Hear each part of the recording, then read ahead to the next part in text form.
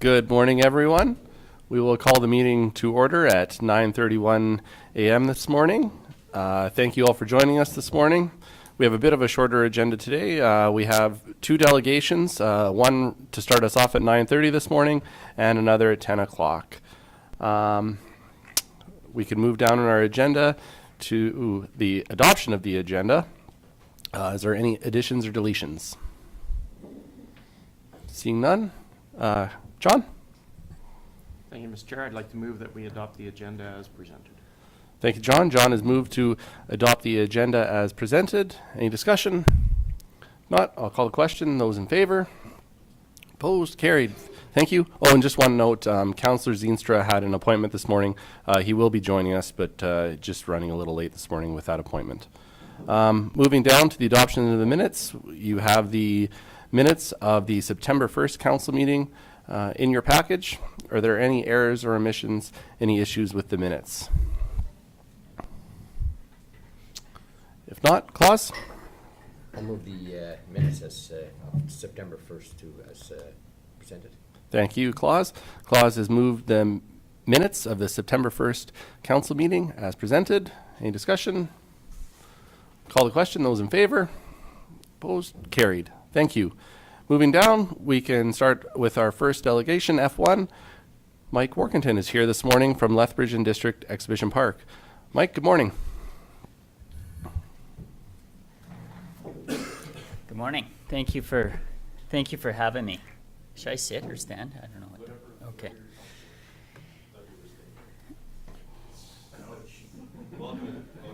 Thank you for having me, Councillor Sayers.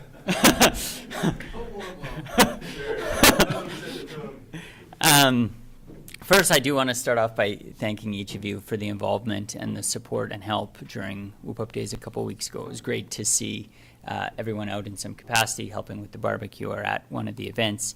I think that is the start of an extended partnership between the two organizations, and more that we can do together so that we can have more outreach outside of the municipality into the region. It's an important mandate of our organization. Councillor Hickey, you've obviously been connected with our organization for a long time, and we appreciate the continued support. Reeve Campbell and Councillor Sayers, you have to put up with me on a regular basis, so I appreciate the ongoing support, and to all of you that were around. It was great to have you, and we look forward to that continued in the future. Today is a little less formal, more of an update on where we're at with the program and what you can expect from Lethbridge and District Exhibition going into the future. I assume this controls, or this does? Okay.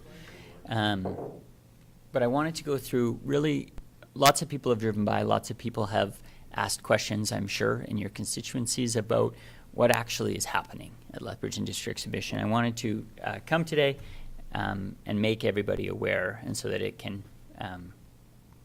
go out into the region and we can continue to have further conversations as we push towards opening our new facility in the spring of 2023.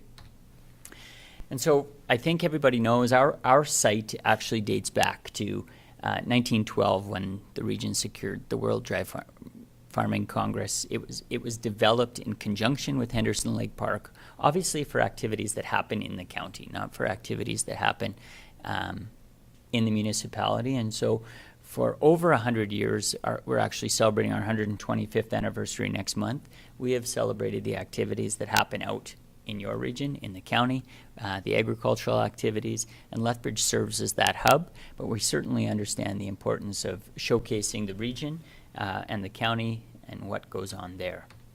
So our site is a 72-acre site. It has, for the most part, been there since, as I said, 1912. Two additions that happened in the early 2000s. One is the old Henderson Lake Campground, and the other is the Safety City site, which has expanded us to our 72 acres. It is outlined in the red, as you see on your screen. The bottom 35 acres is leased to the Rocky Mountain Turf Club through 2024 for their horse racing activities that occur each year, as well as the Bullies Casino. This is the area in question. So the sort of teal outlined area is the area of project scope that we're currently endeavoring to take. The larger black shape there is the new agri-food hub and trade center. And the two additional rectangles there are the West Pavilion, which is where AHS has been running their operations since March of 2021 for their vaccination and testing facility. And the second is Heritage Hall, which has actually been in place since the late 1920s and will continue on into the future. The remainder of the pavilions are slated to come down, with that demolition currently slated for summer of 2023 start, following the 100th anniversary of the 4-H celebrations that will happen in the South Pavilion. Then we'll begin decommissioning and deconstruction of those pavilions. We get a big question about sort of that bottom half of that teal shaded area. That's actually our storm retention pond. We can hold a 50-year event on site, and then the additional 50 to 100, we've negotiated a release rate with the municipality, but we wanted to ensure that we maintain that functional outdoor grass space. And so that we anticipate having the ability to be an outdoor amphitheater for any type of gathering event, specifically around our Whoop Up Days programming, but looking at how we can encourage that space as an outdoor gathering space. So the biggest thing about this facility is it allows us the opportunity to elevate our operation in a way that we haven't been able to do in our existing facilities. So this is a shot from Henderson Lake of the Lakeview Salon and the meeting room space. The ancillary space in this facility is a significant new opportunity for us that we just don't have the existing space for. Just to give you a shot of the scale here, in the background of this image, you see the existing pavilions. They represent about 114,000 square feet. To put that into perspective, when I show a map in a couple moments of the layout of the facility, our trade halls alone in the new facility represent about 104,000 square feet. So we can almost put every piece of usable square footage right into the trade halls, plus the ancillary space in our culinary campus, which is nearly 12,000 square feet, our conference and salon space, which is 13,000 square feet, our Lakeview Salon, which we'll show you the views from in a few minutes, nearly 6,000 square feet, 4 meeting rooms that are approximately 11,000 square feet each. But that trade space in particular represents about a 20% true floor space revenue opportunity for Ag Expo and additional marquee ag events that we're currently looking to build and attract to Southern Alberta. And so this is the layout of the main floor of the Agri-Food Hub and Trade Center. You see on the kind of the right 3/4 of the screen, the 4 trade halls, each at 26,000 square feet, excuse me. All mirror images of each other, provide significantly different opportunity to showcase the industry that primarily functions in the county, both from an equipment standpoint. We've equipped this building to be able to take on any piece of equipment as it fits to Alberta transit laws, as well as anything that the dealerships currently have for sale. The load-in bay doors for this facility have actually been equal to that of the John Deere dealership here in town, and so specific design elements have been put into this facility to drive the agricultural industry and push the GDP growth of agriculture here in Southern Alberta. So our lobby screen, and I apologize for the outdated photo from the 2019 NBA championships. It's my shout out to my alma mater at San Diego State, but this is our lobby renders from our new facilities, and it was important that we created a community gathering space for all times of day.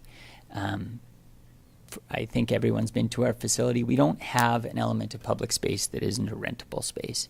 So there's nothing to showcase the works of the community, art from the community, have just that community gathering space function outside of the traditional event layout. And so this facility will create space for the community to come together, regardless of if an event is ongoing, to connect and again to showcase the talent that we have in Southern Alberta, not just if you're renting a facility.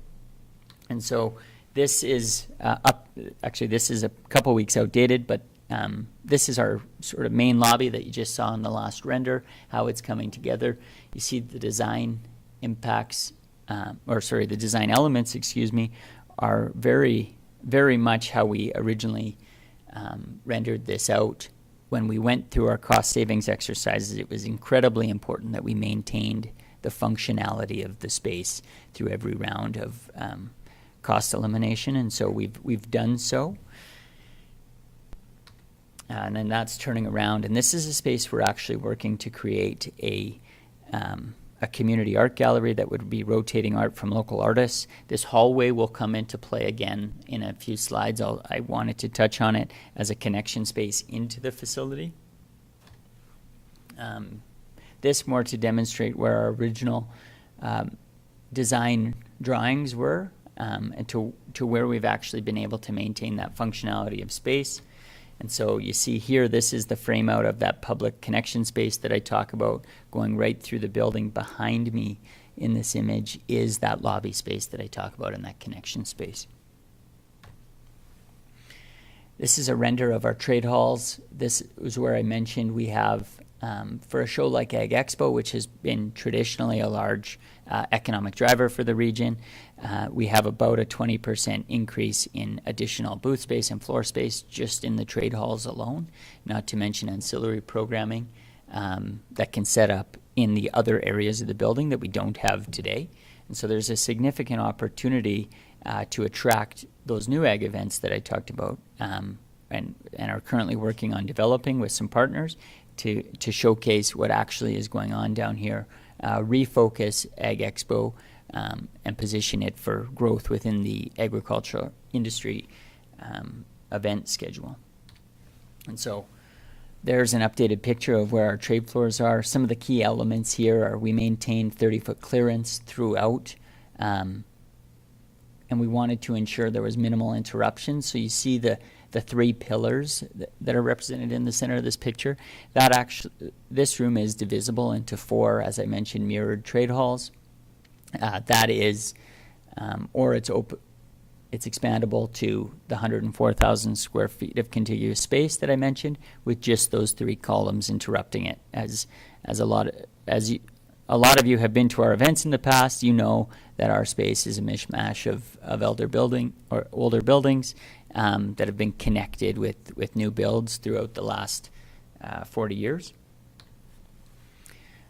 Lastly, in terms of interior space, I wanted to touch on the Lakeview Salon. And so this we saw an image from the outside of. We believe that this is the marquee event space, aside from the Countryside Barn, of course, in southern Alberta, with views overlooking Henderson Lake. This really is a space that will put us significantly on the event map with areas like Calgary, Banff, and some of the marquee provincial event spaces. And then you see this is a couple weeks old now as we've glassed this in, but you see the significant views of Henderson Lake Park. So one of the questions we get about this site regularly that I wanted to address with all of you today is, this is great, what happens with parking? Parking is always a challenge at Lethbridge Industry Exhibition. It pushes into the community surrounding, it pushes into the county off 43rd. How do we address that? And so I spoke earlier about the future demolition of the existing halls. The area shaded in teal on this image actually represents an increase of about 1,000 parking spots on site. And so we'll be just shy, when complete, of 2,000 parking spaces to our development permit, looking to expand that and looking for ways to drive revenue through those parking spots, not just as parking spots, but also additional revenue streams. Oh, and this image got turned here, so I apologize. That's actually the parking layout of the future building. You can see how the parking lots overlap the existing pavilions, and there's a ring road around to drive traffic away from the building and away from where the pedestrians will be walking.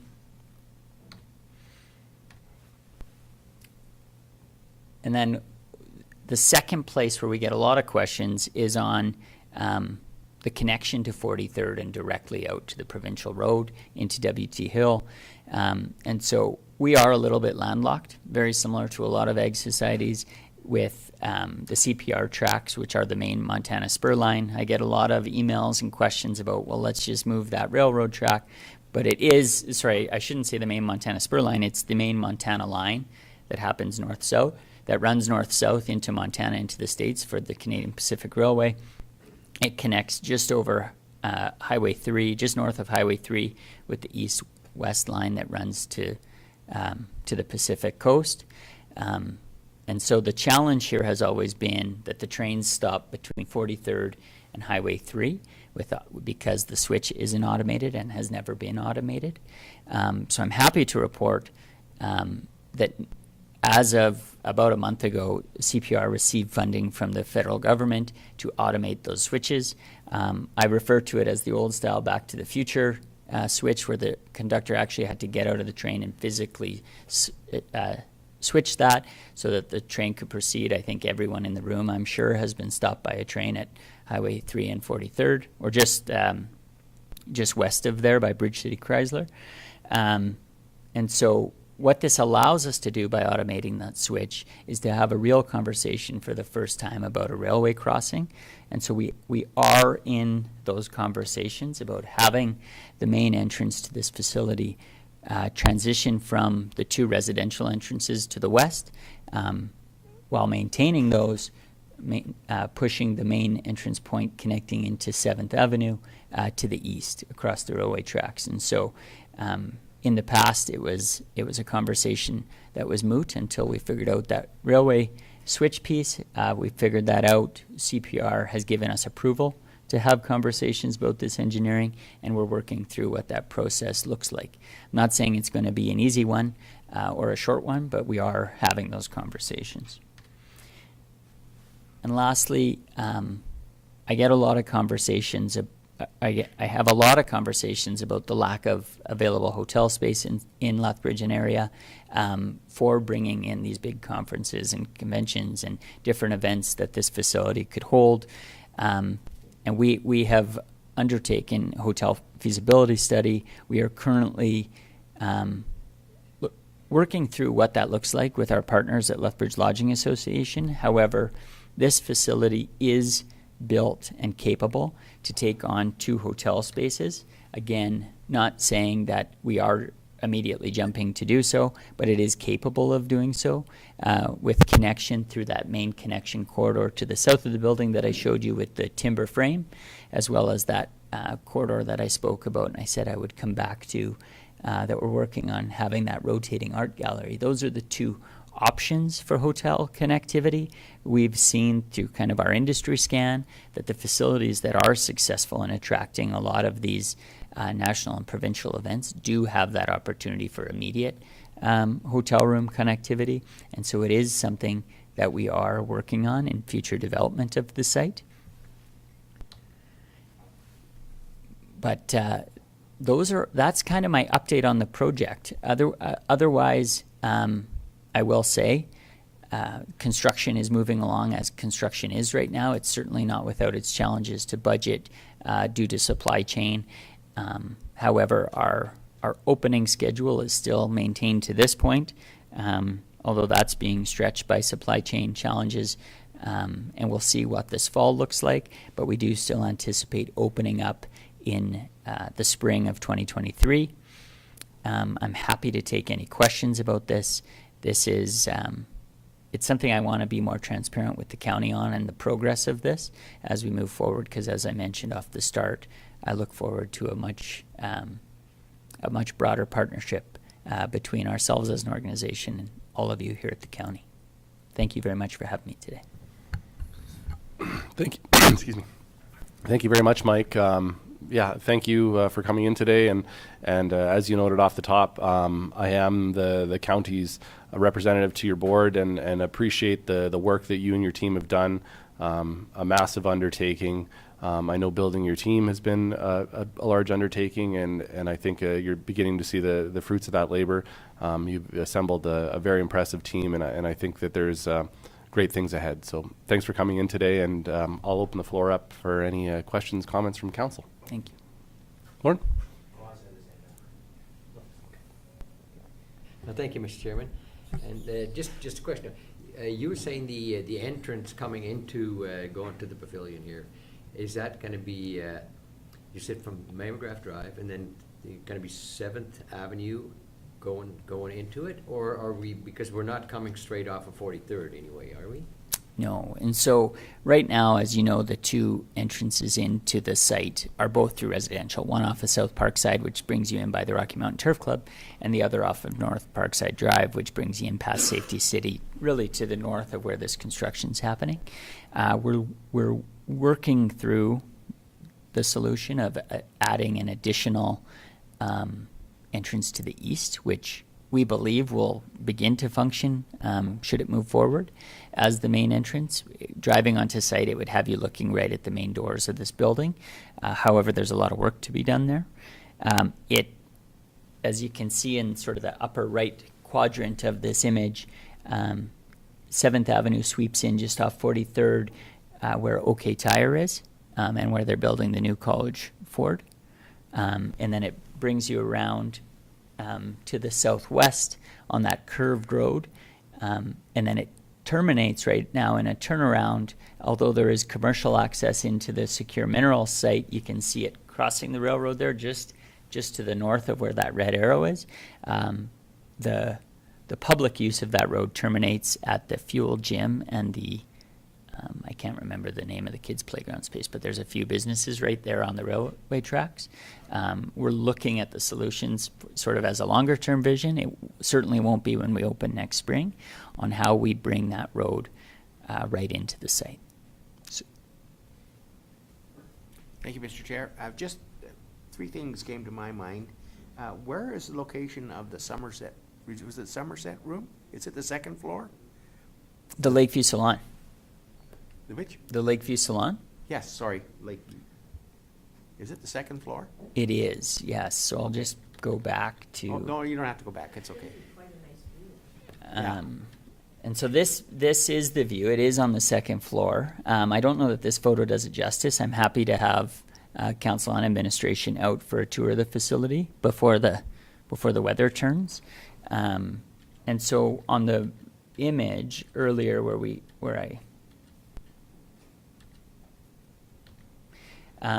down here in the bottom left corner, you see the 4 meeting rooms. Mm-hmm. And then behind that, you see, it's tough to see on the scale of this image, but there's a stairwell and an elevator up to the second floor. And so the two main things that are on the second floor of the facility, one right above those 4 meeting rooms that are in the bottom left corner of the image, is the Lakeview Salon. And then behind that, above where you see the washrooms and the kitchen space, is our administration area. And so those are the two elements that are on the second floor of this building. Otherwise, everything else is on the main floor. Okay, thank you. And you talked about the water retention pond. Yeah. And your agreement to release the water if it becomes more than a 1 in 50-year disaster. Is that with the city, and where does that water go? Does it go in their stormwater system, or? It is with the city, yes, and it does go into their existing stormwater system. And so all of our site used to be released into the stormwater system. And so the existing, I shouldn't speak with full confidence on this. It's my understanding that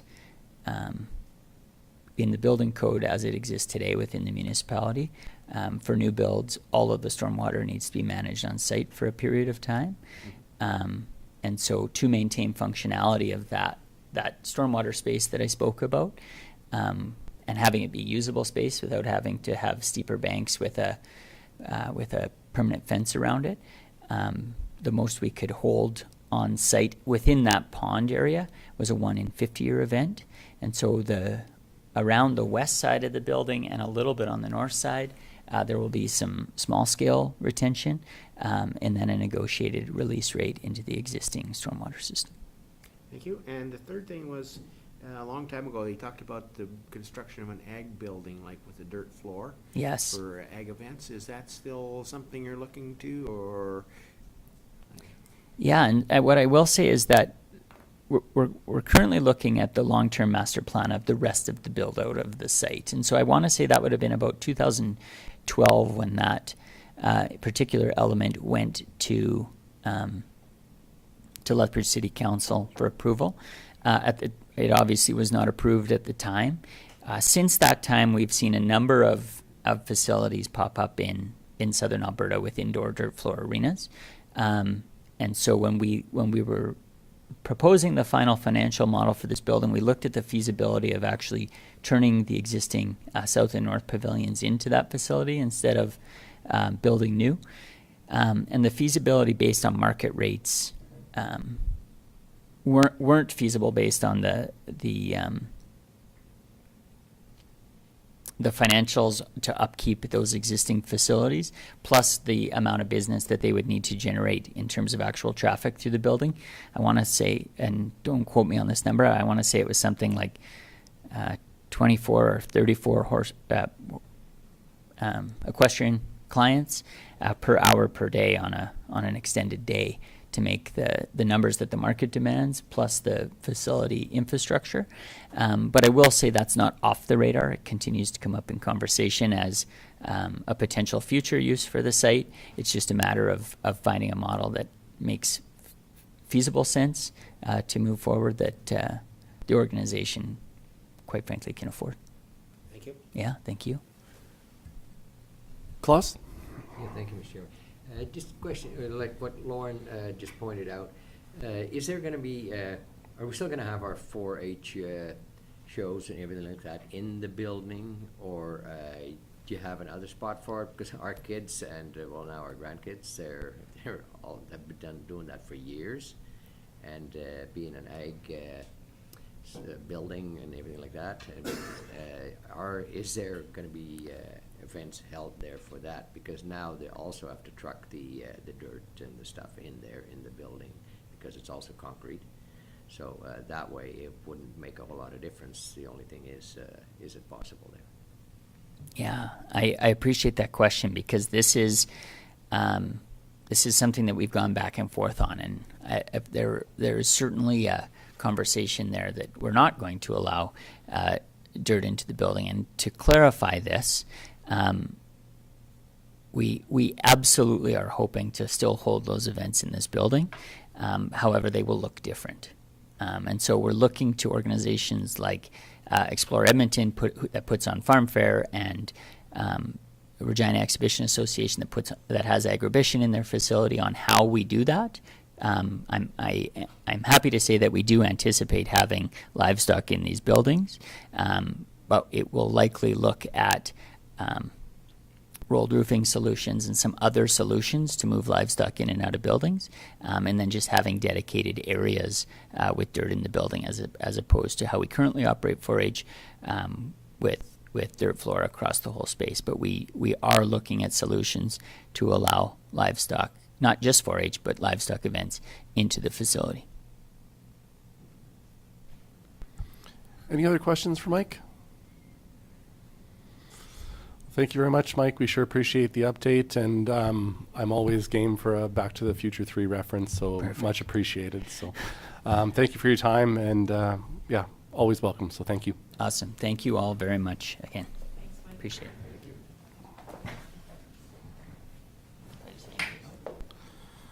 Thanks, Mike. Thank you, soon.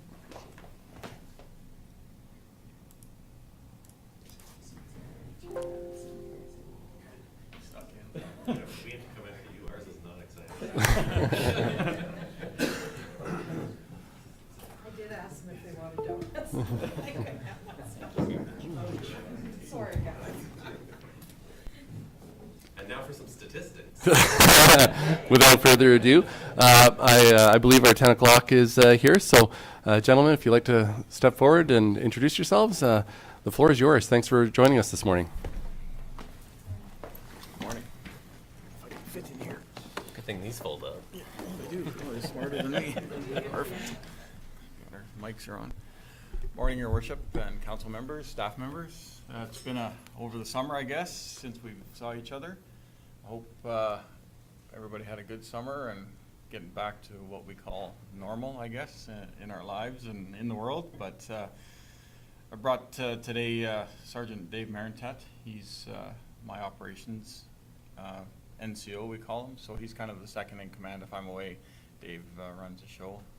So thought we'd come today and just speak briefly about a few things that have happened over the summer, as well as I believe I had provided some statistics for Q1. It's a little unfortunate the way our system works, that we get Q1, which is April, May, June, and you don't get it till much later. So it's kind of not outdated, but they're trying to get better at providing those within the month. And then it's a matter of me making time to be able to come here and address you folks and talk about things. But today I was hoping that I could talk a little bit about those stats, but first kind of just give you a bit of an update on where we sit as an organization and some of the things that we've been involved with within the county and the communities we serve. So I guess first thing is we moved to this new detachment. You've had a tour, or that we've really enjoyed living in and getting used to. Our staffing levels are doing much better. Now we're actually, I guess, flush, if you would say. We still have some members off, but we have the full complement of members, so we're starting to get back into our normal function, having members out and doing patrols and in those outlying areas and those types of things. So that's good for us and good for the communities as well. Our merger with Picture Butte Detachment, I don't have any good news on that. I'm as frustrated as probably everybody involved in this. Our business case went in last January. It goes in through our head office, and then there's a conversation between our head office in K Division and the Alberta government, Solicitor General. And it's my understanding that until there's a new Alberta leader elected, that they're not wanting to make any decisions on that topic, and many others, I'm sure. So I guess we're in a holding pattern until October, I believe, is the leadership race, and hopefully we can get something done shortly after that. So we're still doing the merger. We're still operating as one unit, where we have one schedule that serves both Picture Butte detachment and Coaldale detachment. So nothing has changed there. The only positive is that we do have the members again to fill those lines in the schedule, and we have good coverage, adequate coverage again, where we're supposed to be. One other position that I think I may have mentioned to you folks, I can't remember, but it's the Rural Police Crisis Team, that mental health nurse and a RCMP member that's going to be based out of our Coaldale detachment, serving the south region. So not only Picture Butte and Coaldale, but also all the detachments in the very south here, kind of south of Lethbridge, east and west. They are just getting up and running here. One of the members in our detachment was the successful candidate in that competition, so he's going to be starting right away. They're still working with Alberta Health to find that mental health nurse to partner up with. So they'll be able to go and deal with any type of mental health calls, assist our members. They'll have extra training, plus they'll have that Alberta Health resource, which is kind of really important to understand the background and maybe some of the medications a person's on, or what doctor, or just some of the triggers, that type of thing. So that will be a really good service for this area, long overdue. I've seen that unit function in other detachment areas I've been involved in, and it definitely has a very high success rate of diffusing situations that otherwise could turn violent just for lack of education, knowledge, or understanding of how these people react, and having that medical assistance there. So that's another a real positive for our area as well. If I go down my list, we had the air show in the county at the Lethbridge Airport. Overwhelmingly successful, so much so that the air show coordinator and myself and maybe the county, we're going to have to do some planning next year. We had traffic backed up to Henderson Lake in, some of you probably saw that, heard that. And it's not for lack of, it's just there's one entrance in, and the airport would not grant us, and the city would not grant us any more entrances to go in to the airport. So it was just, there was over 10,000 people there on the first day. So we were overwhelmed. We did manage, it took about an hour and a half to get that traffic down, but that is certainly a concern for response in the city and in the county for emergency services, that type of thing. So we'll work together with hopefully the county, the city, and the airport or the air show to try and help that out next year. But overwhelmingly, I don't know if any of you attended. Smaller show, I understand, but nonetheless, I think people were ready to get out and do something with their families, and it was hot. I worked both days there, and holy cow, it was definitely warm. So that's good, and I'm not sure, I haven't heard a confirmation. I think it's every 2 years they're planning to try and hold this event, so that'll give us a little time to work on that. Airport, we're working closely with the airport officials. They're going to be holding a mock crash there in November with an actual company that brings a fuselage, and we're going to do with emergency services, do the full event as a mock disaster. So that'll be, that's a positive thing. That's good for us to work with the fire departments in the city, from the counties and the towns around. So that will be something to look forward to. Had a chance to meet with your Lethbridge County CPO. He came, gave him a detachment tour, and kind of trying to build that relationship back up and have, you know, maybe some check stops with our members and that type of thing. We had lots of grads this fall, or this fall, spring, and those went off without too much problems. So some of those were held in the county as well. And anything else I'm missing, Dave? I think that was the main things that we wanted to cover. Yeah, for the county stuff. I understand you folks are going to the RMA here and coming up in November. And I'll be meeting with Mrs. Mitchell. Better be careful how I say that. With the CAO too. We'll just stop it. Yes, we've been through this before. Understand there's some topics there that you'd like to speak with our senior management about. So just so I have some clarity on that, so I can provide them a bit of a background.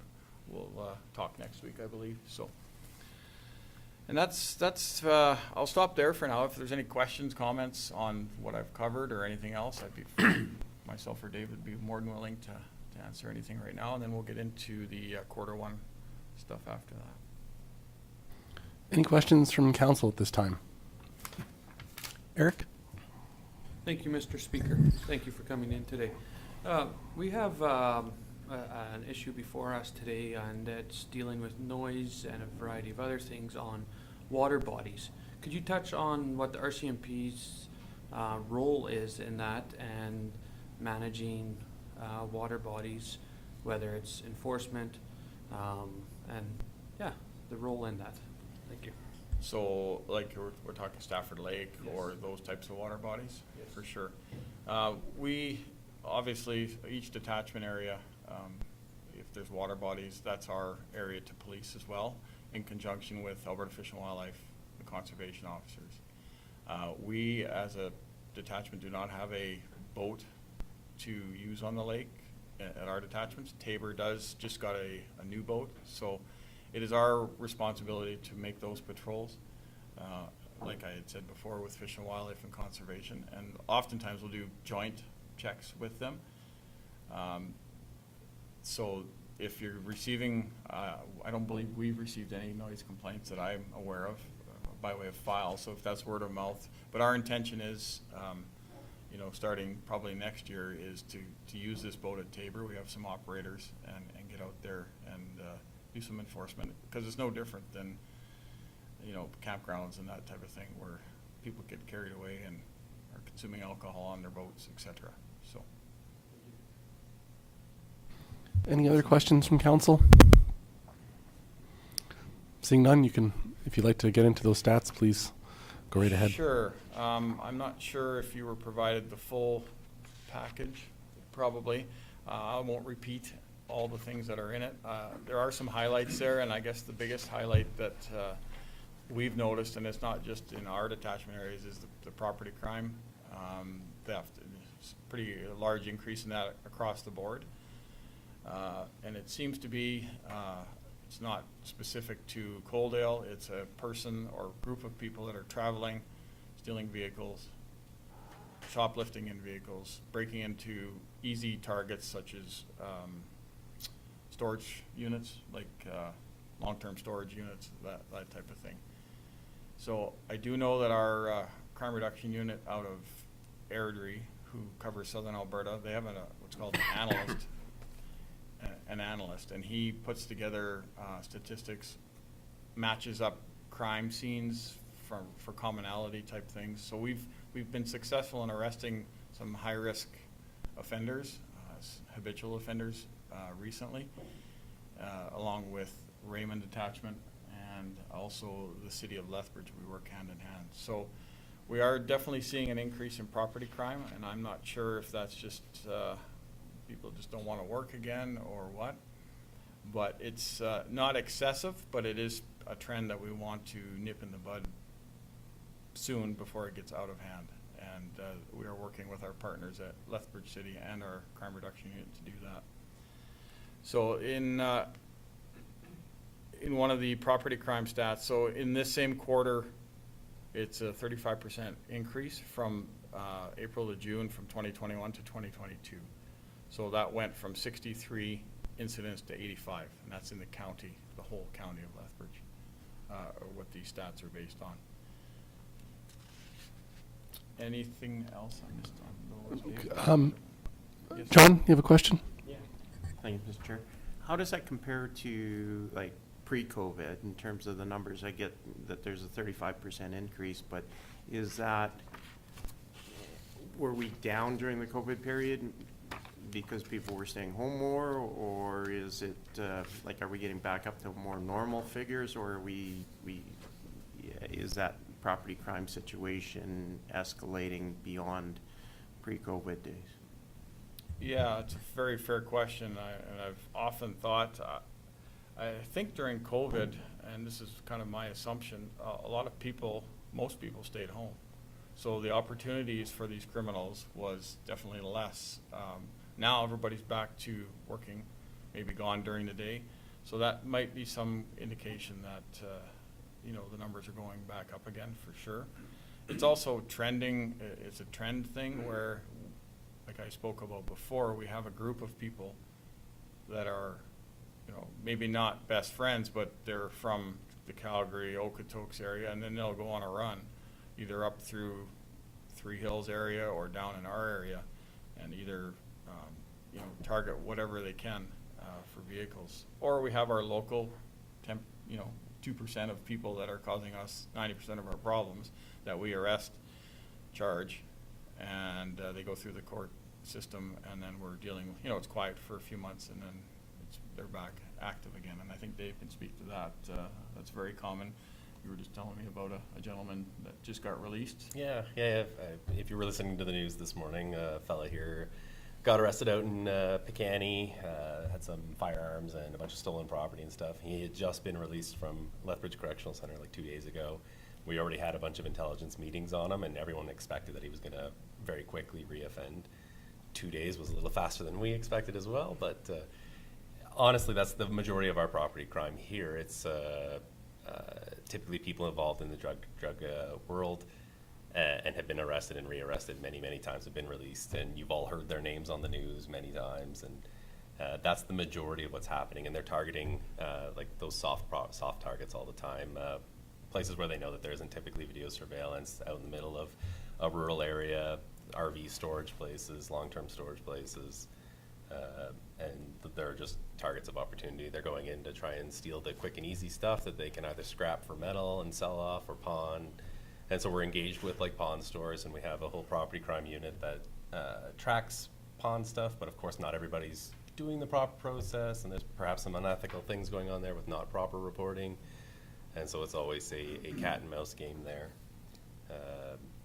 And then of course property crime, like persons crime always comes first as our priority, and then property crime, and our detachment is always, like a lot of detachments, one of our top files are always domestic violence files and sexual assaults in this area. So that occupies a large portion of our general duty uniformed police response. And then, so that's why sometimes the property crime cannot see a police officer very frequently out in those areas, just because we're dealing with domestics usually.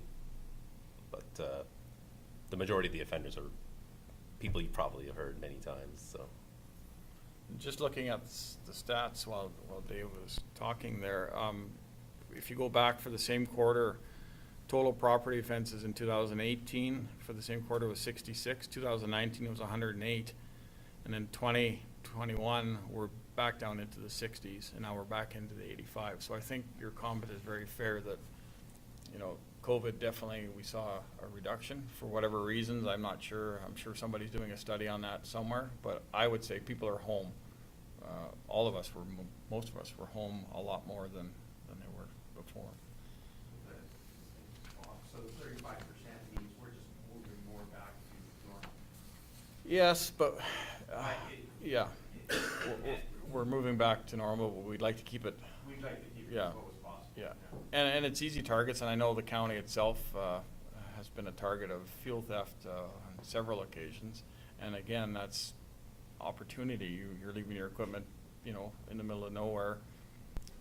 It's been fine, but all of a sudden somebody's caught on, and when fuel was at $2 a liter, I guess a pretty good incentive to try and get some free stuff. So, but it's not.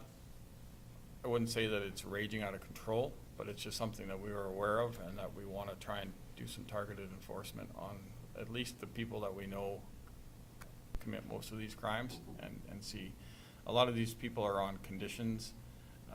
So we've seen an increase in charge by doing curfew checks. We'll send a member to the door at 10 o'clock at night because they're supposed to be in their house from a certain time, and if they're not, then we have extra charges for failing to abide by those conditions. So we are seeing a bit of an increase in criminal code charges as well for failing to comply with the conditions. But really, if we're doing our job, the numbers are going to go up, right? Because that means we're charging more people. Yeah. So that's what we want to see. So the numbers are only a numbers game, and I know everybody talks about statistics. They're only as good as how you record them and what you put in there for quality. So the real proof is, you know, on social media.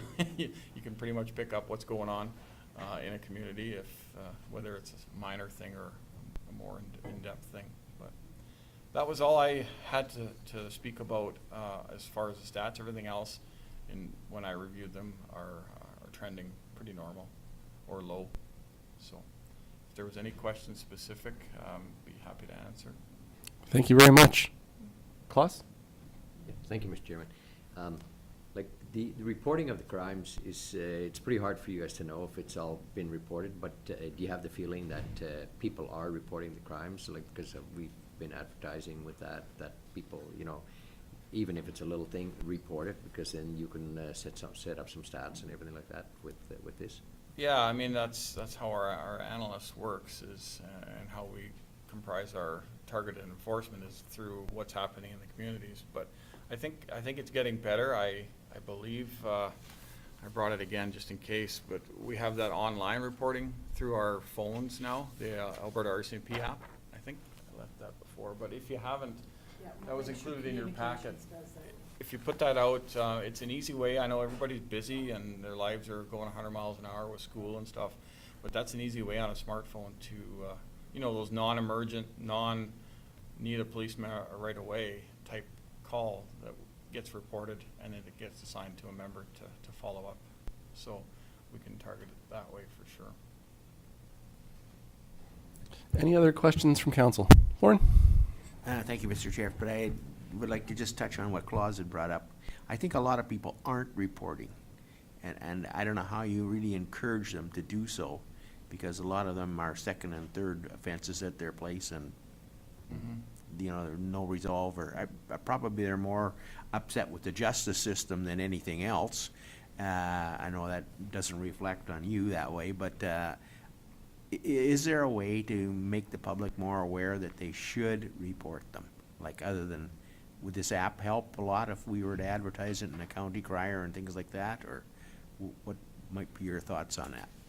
Yeah, 100%. I mean, it's if we don't know what's happening, we can't deal with it. So, and that's been my message all along, but I understand the frustration as well. And it's one thing, you know, we're part of this justice system, but my thing is, if there's a crime reported, my expectation to our members is that they will, at the very least, reach out to that complainant and talk to them in a timely manner, and if attendance is required, so be it. But I think people are just, they're frustrated with the whole system, and they think it's a waste of time.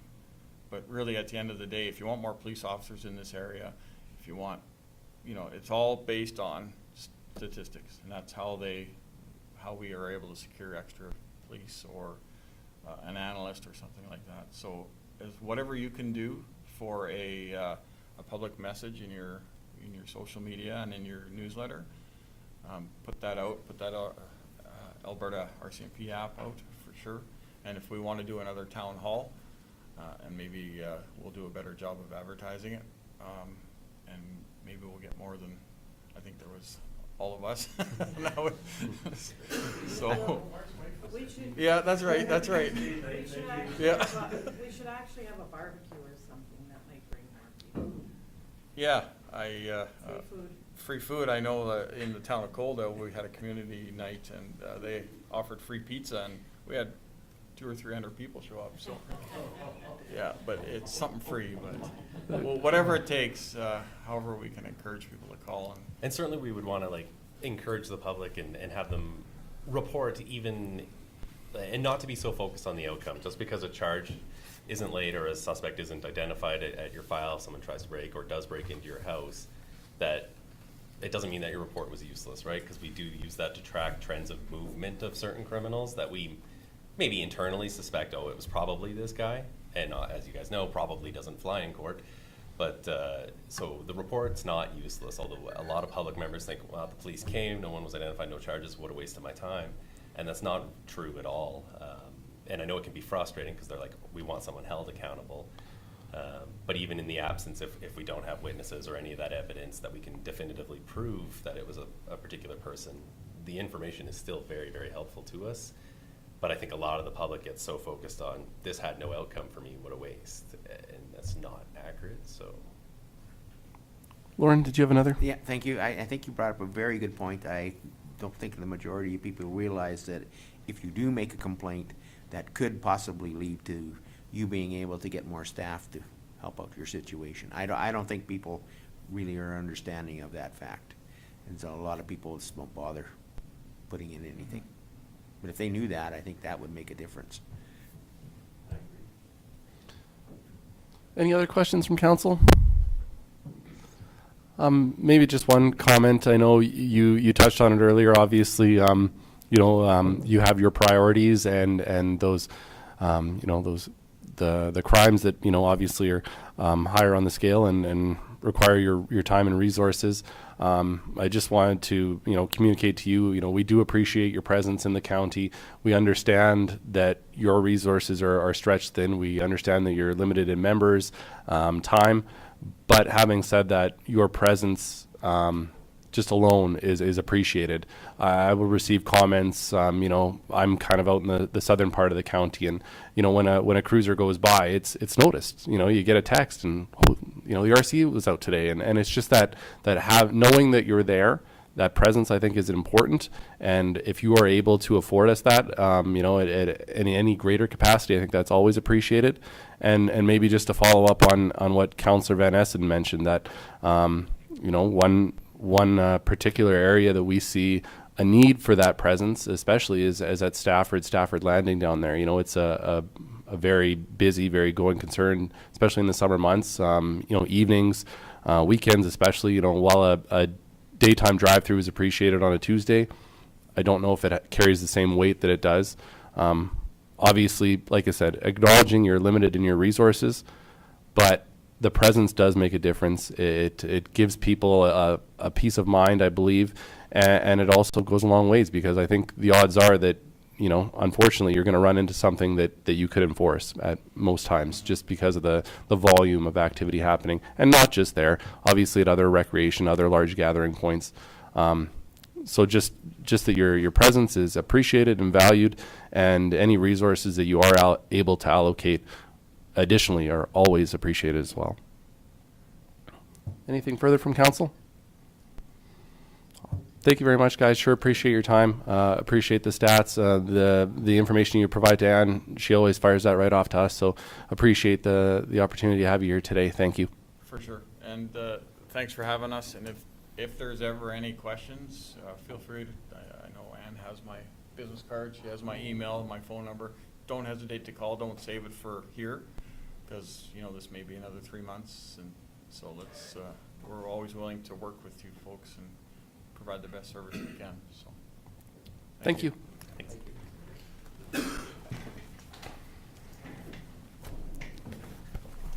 That takes care of our 2 delegations for this morning. So we can move down in our agendas. G, department reports. G1, community services. G1.1, the animal control bylaw review. Good morning, Larry. Good morning, Mr. Chairman, council, colleagues, members of the public. So, animal control bylaw review. You will recall at the July 7th meeting this summer, administration was given informal direction to report back to council on just a review of the animal control bylaw. So we have done that in this brief report, which I'll just go through. I won't read everything, but I'll just summarize as best I can. Out of this, our recommendation today is to maintain this status quo. However, we recognize there may be some, different perspectives, and there are certainly some options as well that we're presenting to council today. This report has been prepared in consultation with other members of the Community Services Department, namely the Supervisor of Planning and Development, who I believe was the kind of architect behind the first animal control bylaw 4 or 5 years ago, 2018 when it was first introduced, as well as our community peace officer, who takes the lead on enforcement matters related to the bylaw. Our reason for the recommendation, just a kind of a general comment, I guess, is the nature of the county, as we all know, is primarily a rural agricultural municipality. And I think when people have a large enough land mass, something beyond a small residential lot, for example, the thought may be that, having a certain number of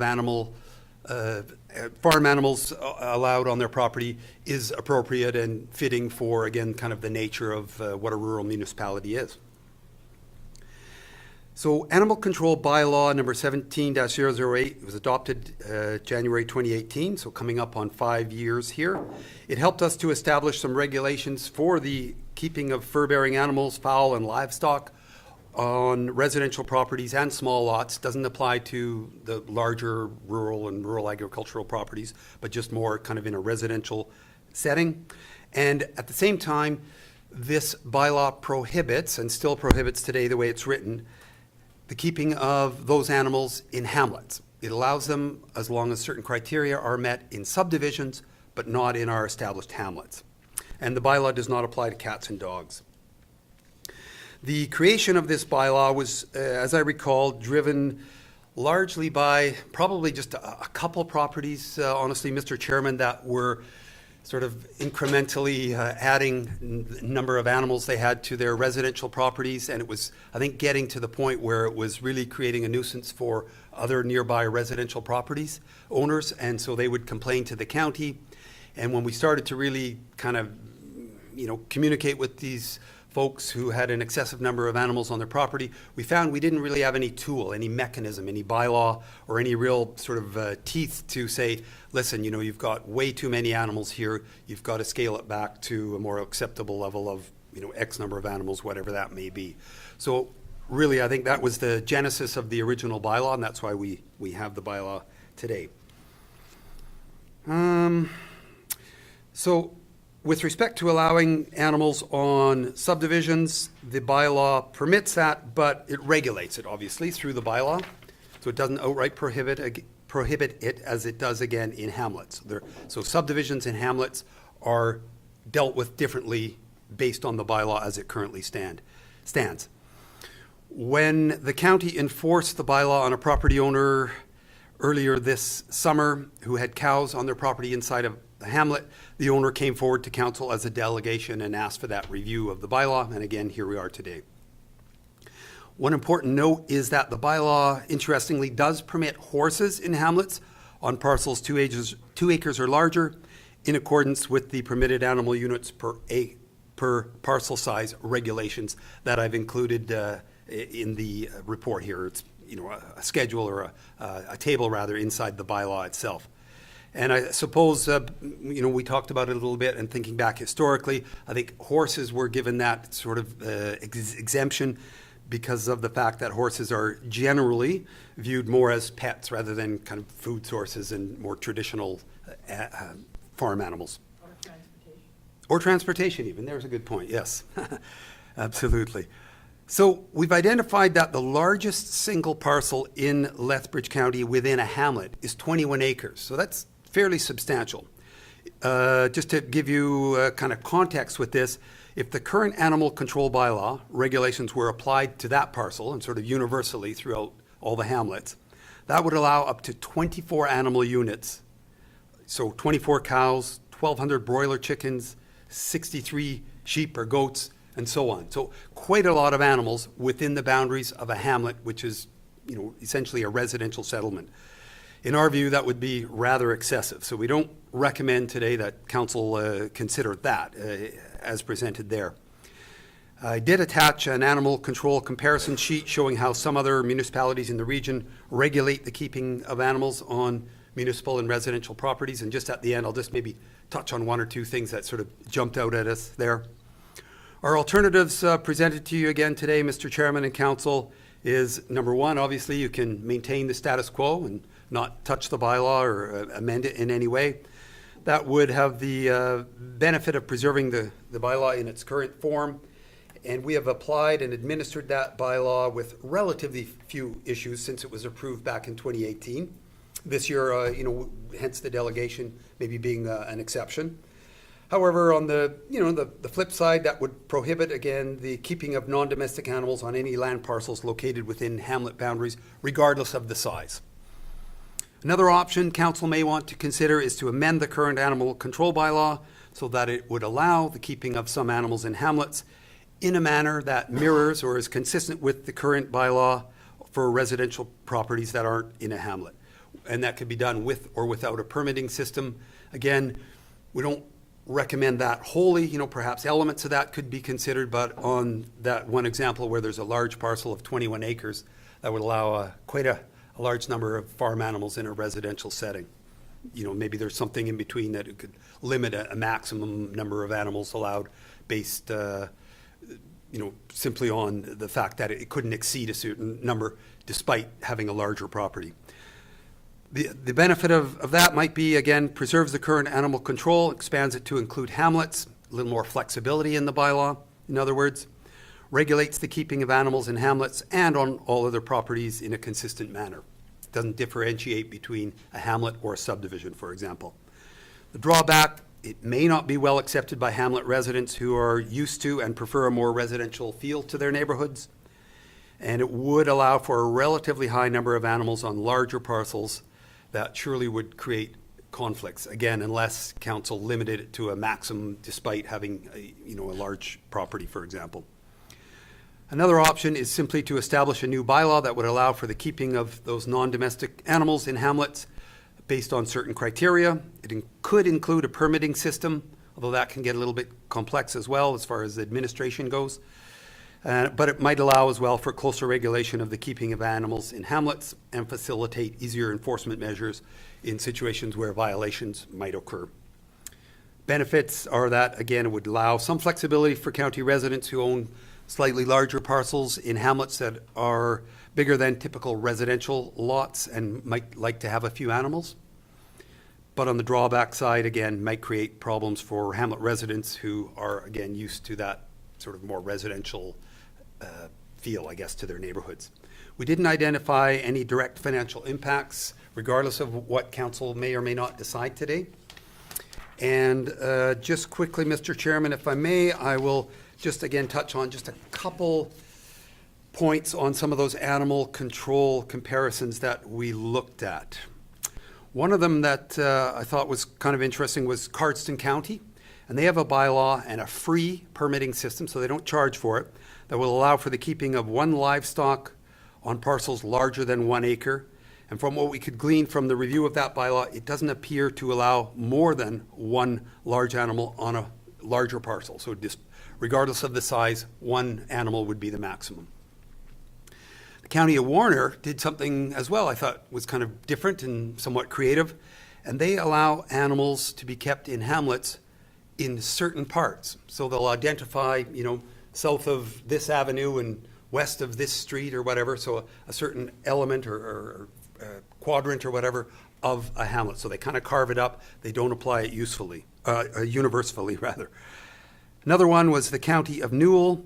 They insist that animals can be kept based on the animal units per land size, similar to what Lethbridge County currently has in its bylaw.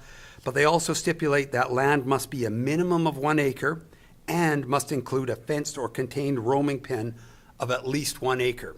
So in other words, even on a smaller parcel of whatever, 1.5 acres, 2 acres, you can't contain, 10 cows in a 30 by 30 foot pen. You have to utilize the land so that it spreads out the impact, I suppose, is probably what that's getting at. So those were just a couple of the contrasts. There are some other bylaws identified in there that hopefully council may have had a chance to look at, but ultimately I think that sums up the report, Mr. Chairman, and I'll maybe turn it back for you for council's debate or consideration as you may see fit. Thank you. Thank you very much for that, Larry. Much appreciated. Any questions at this point? John? And then Lauren? Thank you, Mr. Chair. Just a question for maybe administration, and that is there a buffer zone outside of hamlets where there is a restriction of livestock units, or is this a situation where, if there was a farmer that had free range cattle that butted right up against the hamlet, they could have as many units as they could economically afford? Sure. Maybe I'll defer to our supervisor of planning. I think I know the answer, but I know she will know the answer. So, thank you. Thank you, Mr. Chairman. Morning, Through Hillary. to Councillor Kurbis. So we don't have a restriction in the fringe areas other than that size. So the animal control bylaw applies to lots that are 25 acres in size or less. So that's where we would regulate that. But yes, if there was a quarter section and there was 80 acres of grazing land and somebody had cows out there, that wouldn't be regulated. We do not allow for confined feeding operations within the fringe area. So that's kind of the differentiation, is that grazing pasture land, yes, you can have cattle on there, but usually there are wider open spaces, and typically, as you probably all know, farmers will limit the number of cattle they can have on a pasture so they don't graze it down to the roots. So. Just follow up on that. So then, basically, if somebody is butted right up against a hamlet and has a 20-acre parcel, then they would be permitted to keep livestock based on the current bylaw in place. But if somebody was on the edge of the hamlet but still within the boundaries of the hamlet with a 20-acre parcel, they would not allow it to be. That is correct. Right. Okay, thank you. Lauren? Thank you, Mr. Chair. So just when I look at this specifically says the keeping of animals in a hamlet. So would you kind of explain the difference between a hamlet and a group country residential for the keeping of animals? Sure. If you don't mind, Hillary. Sure, Councillor Hickey, through the chair. So hamlets are identified as urban areas within our municipality through we say to the province we have 7 hamlets. And so they're a defined area, urban area that we have. Typically, we have a higher level of service. We'll sometimes have water, sewer services. The lots are much smaller in size. We have different regulations on setbacks. So the setbacks are usually a lot less in an urban area as they are in a city or in a town than they would be on a country residential parcel. Country residential subdivisions, currently you have to have a minimum of 2 acres or more for them to be approved by county council, and we have larger setbacks. So then that's the differentiation in terms of the keeping of animals, is that some country residential areas have restrictions in their area structure plans, which we do regulate administratively. They might have limits to only horses instead of all livestock. That's often the case in some country residential areas. Others that don't, we say, well, you can apply as per our animal control bylaw, so as you're not going to have a mini feedlot occurring on a country residential parcel that's impacting the neighbors. So I hope that answers your differentiation between the two. Councillor Hickey? Okay, thank you. Sorry. Any other questions? Claus and then John. Yeah, thank you, Mr. Chairman. Where did that come about that we're like classifying animals, the one different than the other, the horse is different than the cow? Because some people have pets as cows. You know, you can't have, like, same as having a pet as a horse. You're not going to have them in your house. And the same as a cow, you're not going to have them in your house. But you will have, like in a pasture that you're going to have a cow. Same as that you're going to have a horse. And it doesn't matter what you do with a horse. I mean, it should be treated the same as the cow. So I think the animal unit that we're having in the residential area, I think that should apply also to the hamlet, and I think maybe it makes a difference where the hamlet is. If the hamlet is right surrounded with houses, or the hamlet is on the outskirts of a hamlet, I think that would make quite a difference. Through Councillor Vanderveen, through the chair. So with regards to where the numbers came from, so the animal units comes directly from the Natural Resources Conservation Board, NAOPA, with regards to how, you know, like one animal unit equals one horse, 50 chickens. We kind of carve, like, and we use that as kind of our basis for the numbers we included in our animal control bylaw. Just as a little bit of history with regards to the horse situation, I was on the committee that drafted this particular bylaw, and it was a committee of council, and it was noted at that time that there was some hamlet residents that had horses on parcels that were 2 acres or more, and the committee at that time felt compelled to have that as an allowance at that time. So that's what council as a whole in approving that bylaw agreed to. John? Thank you, Mr. Chair. Another question to administration. In terms of the determination of the boundary of a hamlet, how is that routinely and regularly reviewed or looked at, or is that something that this may have been its own municipality at some point in time, and then the county came in and absorbed it, and that's where the boundaries are. And the reason I'm asking this question is that if you have, back sort of previous to my past question, is that if you've got a 20-acre parcel that is currently within the boundaries of the hamlet, they are not allowed to have animals, but if they're on the fringe of the hamlet, is there a mechanism for them to be removed from the hamlet, or is that simply this is what the hamlet is, period? Thank you, Councillor Kurbis. So through the chair to Councillor Kurbis, that's a really good question. And so with regards to hamlet boundaries, they are something that the county can review from time to time. Through our hamlet growth studies, we kind of did a formalized review of the boundaries, ensured that they kind of were meeting the intent. For the most part, our hamlets are fairly well contained in terms of you don't have really large tracts of land within them. Some of them are historical. So in the case of, say, Diamond City used to be a much more bustling place in the 1920s and 30s. I think there was like maybe 500 or 600 people that maybe lived in that area. But then that was dissolved once coal mining was finished in that particular area, and then those parcels were consolidated back together. So then you created these larger parcels in some cases in some of our hamlets. So that's kind of, in case of like Diamond City, where we have the largest pieces of land, that was probably the case, is that it was part of maybe a town converted to a hamlet, or a village converted to a hamlet at one point in time, and that boundary was remained the same just because of some confinements with regards to the rail and the highway. It made sense to have that as a future urban area, so to take it out maybe only to put it back in, say in 10 years, might be premature to do that. But council at your discretion may look at hamlet boundaries, and we just have to define them. And then we send that up to the province to say, this is the hamlet boundaries, because that's all documented through the, the provincial land title system to ensure that we have those boundaries kind of solidified. But we can amend them. We have amended the Iron Springs boundary. We amended that to include some lands. Also in Shaughnessy, we've kind of done some adjustments here and there to include or exclude lands based off of, like you said, whether it makes sense for them to be in or out. So it is kind of something that we can periodically look at to ensure that it's relevant to today. Thanks, Hillary. Lauren, did you? Thank you, Mr. Chair. Eric? So just one Sure. other little thing that comes to my mind, and that's dogs. There's no limit on dogs, is there, in a hamlet? Yeah, thanks. If I may, to Councillor Hickey through the chair, we do have a dog control bylaw, separate bylaw for that. And there is a limit, in fact, and I think 3 is the maximum. I don't know if our peace officer, maybe if we could allow him to speak to it.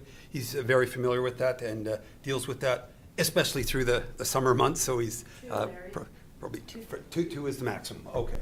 Yeah, there you go. So, yeah, definitely a limit. Thank you. Eric? Thank you, Mr. Chair. Having the opportunity to have animals can be viewed as a privilege, and I think it can be managed.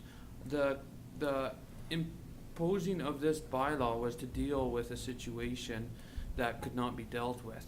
And I think it's an overreaching mechanism to clean up backyards. I've been in the back of Shaughnessy, we've delivered hay there to 2-acre lots that were overfilled. Quite frankly, they were not being well managed. So I can appreciate a bylaw that can guide those, but I don't think it needs to blanket everything. Often the complaints that are coming in, I feel, will be neighbor issues more than particularly animal. They are not the city. We do not need to keep all animals out. I'm seeing more towns and cities allowing chickens, small animals. Yes, it's not identically the same. However, there is an appetite for people to have their own products. Also touch on allowing horses and not cows. I view them as being similar and same on they extrude the same type of waste and they eat the same type of product, and if we want to talk about smells, they're going to be the same, and housing is going to be very similar. Something I would like to see is the bylaw to include hamlets, but we could see a clause in there with a manure management plan as a smell mitigation thing, something along those lines. So I would like to see the bylaw to include hamlets, although I'm not perfectly happy with what the bylaw all has. I think we can allow it within. Thank you. Thanks, Eric. Klaus, to you.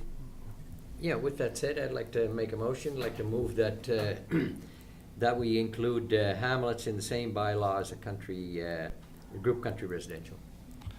Maybe for clarity's sake, Klaus, so as it's been laid out before us, we could maintain the status quo, or I think ideally, we have the nuts and bolts within our current bylaw, but I think it sounds like there is an appetite, so maybe to bring forward an amended bylaw to pick a future meeting date, and then maybe we can, if that was agreeable, I think that would be a good motion to have, is just to amend the current bylaw and bring it forward to a future council date. If that's, I think that's your intention, right? Yes, thank you, Mr. Chairman. I will, yes, I will do that. So I will amend the bylaw that, Motion. Option 2 is. no, yeah, well, is it totally though? Yeah. But anyway, that we set a meeting, a future meeting to discuss this more thoroughly. And Mark, you had a comment as well, I believe? Yeah, just around that is that sorry, Mr. Chair. Just around this, is to come up with some sort of a compromise, and I think you landed on it. We need to review the bylaw. If you've got 20 acres and 2 of it sit in the hamlet boundary and the 18 are out, then in my mind, you should be able to, you could have your animals out there. And it's not like the case that we had, the residents that came forward with their concerns. They didn't have 24 animals in their 20 acres. That would get blown away in no time. So I think we need to look at that and then develop some types of flexibility and like Eric had said, not to blanket fix this. We can identify things. So that was just my commentary. Thanks. Thanks, Mark. Any further comments, clarity from council administration? Anne? Yes, just for clarification, the motion is now changed, or the resolution is now changed to bring it back to a future council meeting with amendments. Thank you. I think in the spirit of option 2, as it's listed in alternatives, amend the current animal control bylaw so that it would allow for keeping of animals in hamlets in a manner that mirrors the regulations for the keeping of animals on residential properties not located in a hamlet with or without a permitting system. Does that kind of capture what? Yes, maybe I will amend my, my motion to that. To that? Okay. Yeah. And as far as the timeline goes, would you like a date set on that potential future meeting? Sorry. I just had a clarification. Would council prefer to see an amendment, or would they like to see options to that bylaw, to like a variety of options, or maybe 2 or 3 options? We can talk about that. Okay. And that's, yes, you can set it, if you would prefer a date. Oh, sorry. With regards to the date, I just want everybody to be conscious that right now administration is in budget preparation, deliberation, so we're also preparing for the organizational review. So my expectation is that it may not come until the first meeting of November, Okay. to give us time to make sure we get it done properly. Did you have a comment, Eric? Yes, thank you, Mr. Chair. An amendment I'd like to see is that we still will have some form of control to regulate overpopulated properties in there. Anything further from council? So Klaus has motioned that to direct administration to bring forward several amendment options to the current animal control bylaw for the keeping of animals in hamlets in a manner that mirrors the regulations for the keeping of animals on residential properties not located in a hamlet with or without a permitting system. Does that capture, Klaus? Okay. Any further discussion? I'll call the question. Those in favor? Opposed? Carried. Thank you.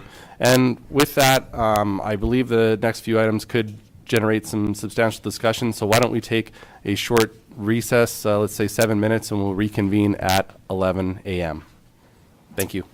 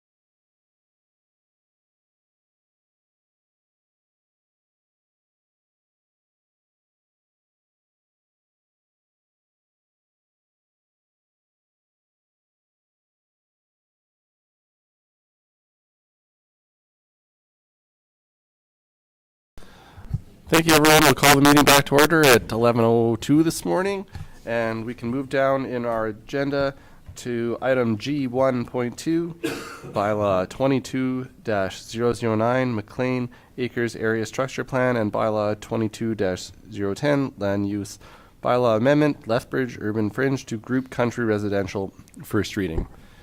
Hillary? Thank you, Mr. Chairman. So these two bylaws are to create an area structure plan and a rezoning for an area that is just north of the city off of Highway 843. The application was received for the MacLaine Acres Area Structure Plan, that's Bylaw 22-009, and to also redesignate those same lands from Lethbridge Urban Fringe to Group Country Residential. This would allow for the phased subdivision and development of parcels for country residential use. The area in question had previous area structure plan known as the Plowman Area Structure Plan, which was approved in the 2004, I do believe. In that plan, there was a shadow plan that showed the development of these three, specifically these three parcels, although there wasn't a lot of detail or technical documents at that time. In our current Lethbridge County and City of Lethbridge Intermunicipal Development Plan, there are some policies that said that if there's an existing area that could be developed out, that as long as an area structure plan was created, that they could do so. But there are some other policies in there that also speak to this area and how it should be developed out. So those are all going to be up for consideration at the time of the public hearing. The MacLaine Area Structure Plan, it's quite thorough in detail, and it does provide the future development for the area, and the lands in matter attempt to meet the current county's current policies and group country residential land use strategy. This area is within, as I mentioned, the intermunicipal development plan with the City of Lethbridge, and some of the lands are subject to the county's industrial commercial land use strategy, as Highway 843 is part of the Canamex corridor, that big freeway roundabout development that's Alberta Transportation proposed back in 1995. So this kind of falls into that category with some lands that included in that. The application was circulated to the county departments and the City of Lethbridge and external agencies for review. Any comments or concerns will be presented at the public hearing, along with the planning considerations and how all of those planning documents apply to this particular area. I anticipate that the public hearing will be held the first meeting in November, and anticipate that there'll be quite a bit of interest with regards to this particular area, not only from the city's perspective, but also from the adjacent landowners in that area. Because this is as you note in the map, it's quite a fragmented area that's had a lot of development over the last, say, 20, 30 years. I have recommended to council to move forward with first reading of the bylaw. By approving first reading of the bylaw doesn't implicate that you're approving the bylaw. It just sets the stage with regards to administration being able to set up the public hearing and to send out the required notices to the affected and adjacent landowners. Just in terms of, if you decide that you're concerned with passing first reading, refusing first reading is not typical in Lethbridge County, as it would be contrary to legal advice we had received from our legal counsel previously, stating that every applicant has the right to their time in front of council to express their why this is a good project for the county to approve. It also allows council the opportunity to hear any positions on the development, both those in opposition and those in favor, and thus making an informed decision about the bylaw itself. So with that, I would put it back to you, Mr. Chairman. Thank you very much, Hillary. Any questions or discussion from council at this time? Warren? Thank you, Mr. Chair. So exactly how far north of the city boundary is it? I will pull it up on the map, Councillor Hickey, and I will highlight the parcels. I see where it is. That's okay. Yeah. So it's just it's less than a mile. I know where it is now. Yeah. Thank you. Any further questions from council? Seeing none, how would you like to proceed? Lauren?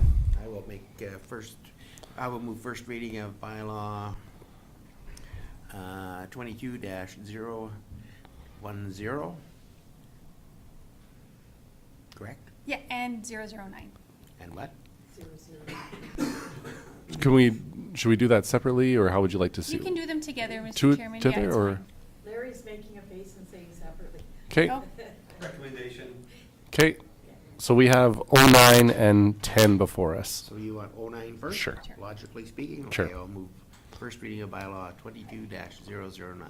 Thank you, Lauren. Lauren has moved the recommendation that bylaw 22-009 be read a first time. Any discussion? Call the question. Those in favor? Opposed? Carried. And moving down, John? Thank you, Mr. Chair. I'd like to move that bylaw 22-010 be read for the first time. Thank you, John. John has moved the recommendation that bylaw 22-010 be read a first time. Any discussion? I'll call the question. Those in favor? Opposed? Carried. Thank you, Hillary. thank you. We can now move down in our agendas to item G1.3, bylaw 22-012, redesignate a portion of northeast northwest 12-9-19 west of 4 from rural agriculture to rural recreation. And this is for consideration of third reading. Hillary? Yes, thank you, Mr. Chairman. As you recall, on September the 1st, we held the public hearing for bylaw 22-012, being the redesignation of lands within the northeast and northwest of 12-9-19, west of the 4th from rural agriculture to rural recreation. The bylaw at that time, after the public hearing was held, the bylaw was read a second time, and council then directed administration to bring back some further information specifically with regards to the road prior to council rendering a decision on the application for third reading. The application, the intent of this application would be to allow for the expansion of the existing Stafford Park, including the campground as noted in the applicant's submission. At the public hearing held on September the 1st, County Council had the opportunity to hear from the general public, including 10 in-person presentations. Some of them had concerns, or many of them had concerns with regards to dust, traffic speed, and maintenance of the road, specifically Township Road 9-2. Other major concerns included noise coming from the campsite area and watercraft on the reservoir. There were I will note that some of the speakers did have concerns, but also had some positive points in terms of how the existing campground has evolved over the last 6 years in terms of what the current landowners have been able to do and kind of rehabilitate that area to what it once was, probably back in 1985. County Council, with regards to the questions that you had, we did review with regards to the road, we did review what County Council had requested us to look at. So I have included that in my report. So the first thing was the traffic counts on Township Road 9-2. We did do a traffic count on there on Friday, July 29th, so just before the long weekend, or I guess that would be part of the long weekend. And those numbers came in at 541 vehicles going down the road. I'm sorry, for the day, for that one day? Yes, at that point in time, for that period of time that they were there, for the day. Do believe they're there for a day to monitor that. The costs associated with upgrading Township Road, approximately $1.7 million for pavement and $800,000 for cement base stabilization. Just one sec, Hillary. John? Thank you, Mr. Chair. I just had a question on that. Is that 1.7 for pavement and 800,000 for cement stabilization for the section from 512 to the park? That is correct. Yeah, it's for the extent from Highway 512 to the where the road ends, essentially. And then the last thing was with regards to the haul road status of Township Road 9-2. It's not designated as a haul route, but in 2018, I do believe, or 19, it was base stabilized. to a light standard. I think it wasn't the full standard, but that was something that the county did do at that point in time. Oh, certainly. So another thing that came up was with regards to dust control.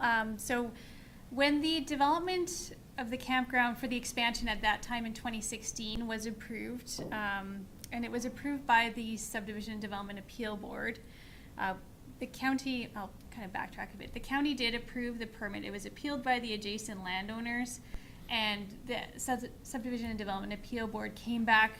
They also approved it, but they added an extra condition that 1,000 meters of the roadway in front of the kind of the residential area had to be dust controlled on an annual basis.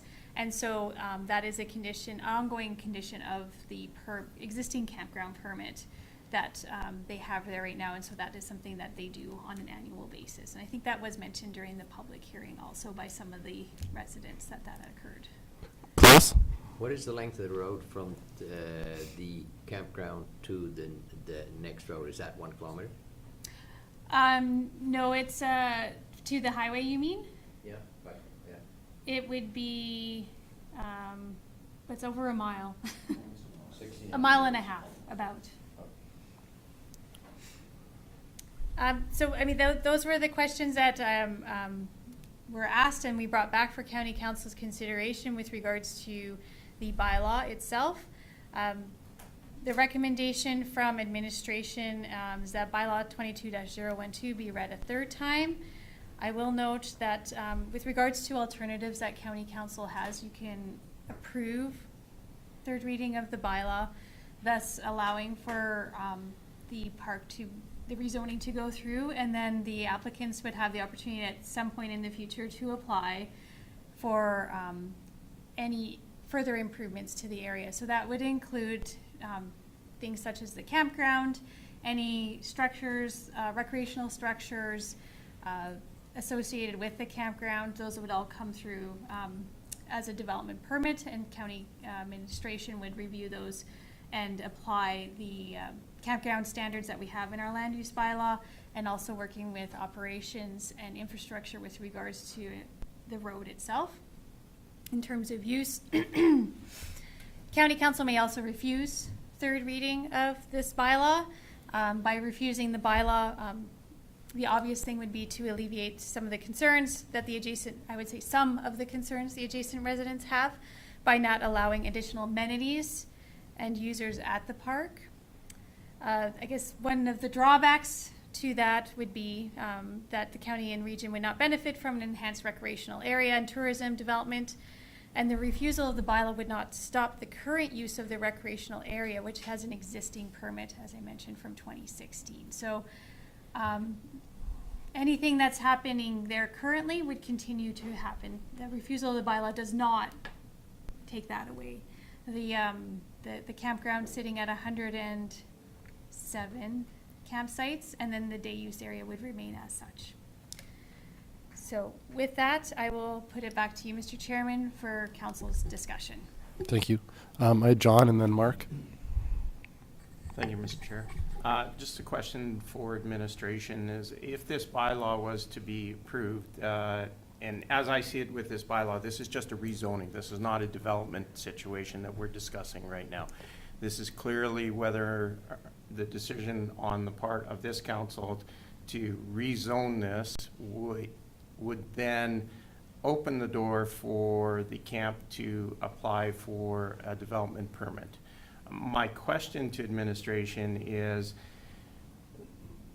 if this proceeds through and the bylaw is passed and the park then decides that they want to apply for a development permit, would there be an avenue for the neighboring residents and concerns to voice their concerns about the development once a development permit has been applied for? Thank you, Councillor Kurbis, through the chair. So through the development permitting process, campgrounds are considered a discretionary use, just so you're aware, in the rural recreational district. A discretionary use just means there's more scrutiny on the application. It does get sent out. We proactively do send out notices to the adjacent and affected landowners anytime there is a discretionary use proposed within the county. So the neighbors would be notified of the application itself, and they would have an opportunity to provide comments directly to administration. In a case of something like this, if the rezoning were approved and they did apply for development permits, we would probably encourage the applicant to in advance of them submitting a development application, to actually do some of their own due diligence and consultation with those adjacent landowners to see if there's any mitigating factors that they could include and put in their package, so that they would come more prepared in terms of any feedback. At the end of the day, if there was a development permit was issued with conditions, which it would be, and there was residents had concerns or adjacent landowners had concerns, there is an appeal process to that. So there is mechanisms in place for multiple levels of feedback with regards to the development permitting process. Thank you. Thank you, John. Mark, do you? Thank you, Mr. Chair. John's question covered off some of the pieces. And I understand right now this piece is looking at approving the rezoning. The biggest issues that I'm hearing is around the road condition and that. So that's something that's part of our level of service. That's a fluid document that can be moved. So moving forward, if this is approved, then the county would be looking at that, administration would be looking at that, obviously, and addressing that and the concerns, and that would tie into our budgeting, and there's a whole lots of pieces. At the end of the day, when there's conditions put on this development as it's moved forward, what's the accountability? Like, what happens if the people running the campground don't follow the conditions that are put on them? Thank you, Councillor Sayers, through the chair. So anytime we put a condition on there, we try our best to follow up with all of them. Some of them are pretty simple, getting your approach permits, those are usually one and done. But in a case where you have a campground where there's probably ongoing things, like maybe we want to have, something on the road, like with this one with the dust control, we follow up with that. And if you don't follow through and we send out a notice saying you're in violation of your permit, and they kind of don't, if they don't follow through with that, we can issue a stop order. And essentially we can rescind their permit if they don't follow through with the conditions on it. So there are it's not once it's done that it's kind of one and done. With these ones, it's, there's usually follow through and continual follow through and making sure they're meeting the conditions. Because sometimes it's hours of operation, condition of roads, maybe it's maintenance, maybe it's landscaping. There's a number of things that can follow into a condition on a development permit that we can enforce on a perpetual basis. Okay, thank you. Lauren?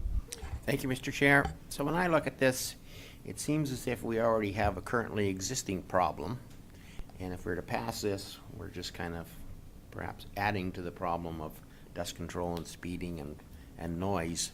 Although I think the biggest problem I see is we need to address what's currently happening, or how are we going to have a solution to move forward if we do go ahead and pass this bylaw. Like, I guess, what would we do for the problem of dust control? Like, it's kind of unclear, so it makes it more difficult to vote on, because we don't know what the solution to the concerns that were brought up is going to be.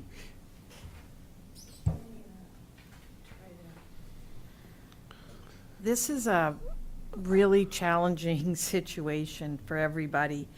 The challenge is that council has delegated development permits to staff. That's one thing.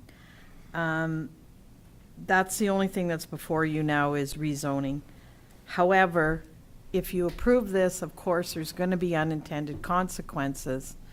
But you are right, Councillor Hickey, the dust and the road is outside of this decision, however, affected by this decision. So we've been dealing with this before this permit came forward, and if you remember, and I can't remember the actual time, but some of the residents did come forward and did express concerns. We have beefed up our presence there. Granted, we only have one CPO officer for the whole area.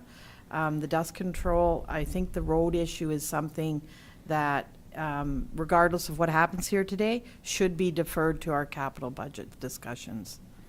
But I didn't really answer your question. I'm just giving you more challenges to think about. Maybe just one quick question. The current speed limit on that section of 9-2 from the 512 to the park, is it 80 kilometers an hour? It is posted at 80 kilometers an hour off of the highway, and then as you get to, I think it's the edge of the residential area, there's a 30 kilometers. What is the county's current procedure if council were to consider lowering or changing a speed limit? Is that just through a motion of council, or what is the procedure that would require? Do you want me to open up this? Yes. So currently, right now, the county has no speed limit bylaw. So basically, there is more or less designation by council of what that speed limit actually is, because we actually don't have a bylaw. We should have a bylaw in place to make it more enforceable. And then you can designate not just this area, but other areas with specific speed limits. And there is some other areas in the county too. A speed limit bylaw would be great because there are some other anomalies that should be corrected. So that is something that we should look at. Thank you. I had multiple hands here. Eric, if you'd like to start, and then we'll move down. Thank you, Mr. Chair. This discussion and decision has been a particularly challenging one for me. I have listened to many opinions and sought out alternative viewpoints to be best prepared for what needs to be decided on. I would like to first acknowledge those who have come out to the public hearing and reached out in other ways. I heard what you said. I listened to passionate stories and felt your concerns.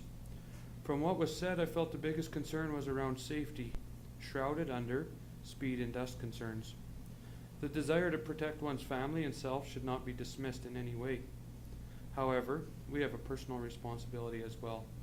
Children's safety on roadways is not absolute or guaranteed on county roads, the same for pets. I would not consider allowing my children on the gravel road past my place, and I feel I have no right to ask the county to address that. As for dust concerns, I recognize the inconvenience and health concerns. I feel this can be addressed with little difficulty, as dust control is available for such situations. Alternatively, this may be a good opportunity to pursue pavement. The road condition, also in my opinion, is a county operations problem that is getting tied into this application and needs to be addressed regardlessly. Dealing with noise is something that I have direct experience with and can sympathize those who have to tolerate it. My opinion on this is that the park provides the best opportunity to control and encourage respect to those using the lake. By having a clean and respectable environment, it encourages similar action to be reciprocated by users. Also, repeat offenders will be identifiable. Secondly, any infractions related to the water are to be addressed by the RCMP, and they can be encouraged to respond. The concern of the site being a heritage site would be addressed in a development application, as they have a historical significance segment. I personally attended the site to experience it firsthand and have to report that the campground is in exemplary condition, and I have a high level of confidence in the operators. Also, I witnessed the road condition and that it needs work. In conclusion, I will be supporting the third reading of the bylaw 22-012 based on: this is not a development permit. I feel it is the opportunity for administration to build a mutually beneficial offering and must trust that appropriate conditions be applied. The land is highly suitable for this use as rolling grassland that has minimal farming potential and minimal opportunity for other development. I feel the majority of the concerns can be addressed and reach solid conclusions, and I will support opportunities to upgrade the roadway.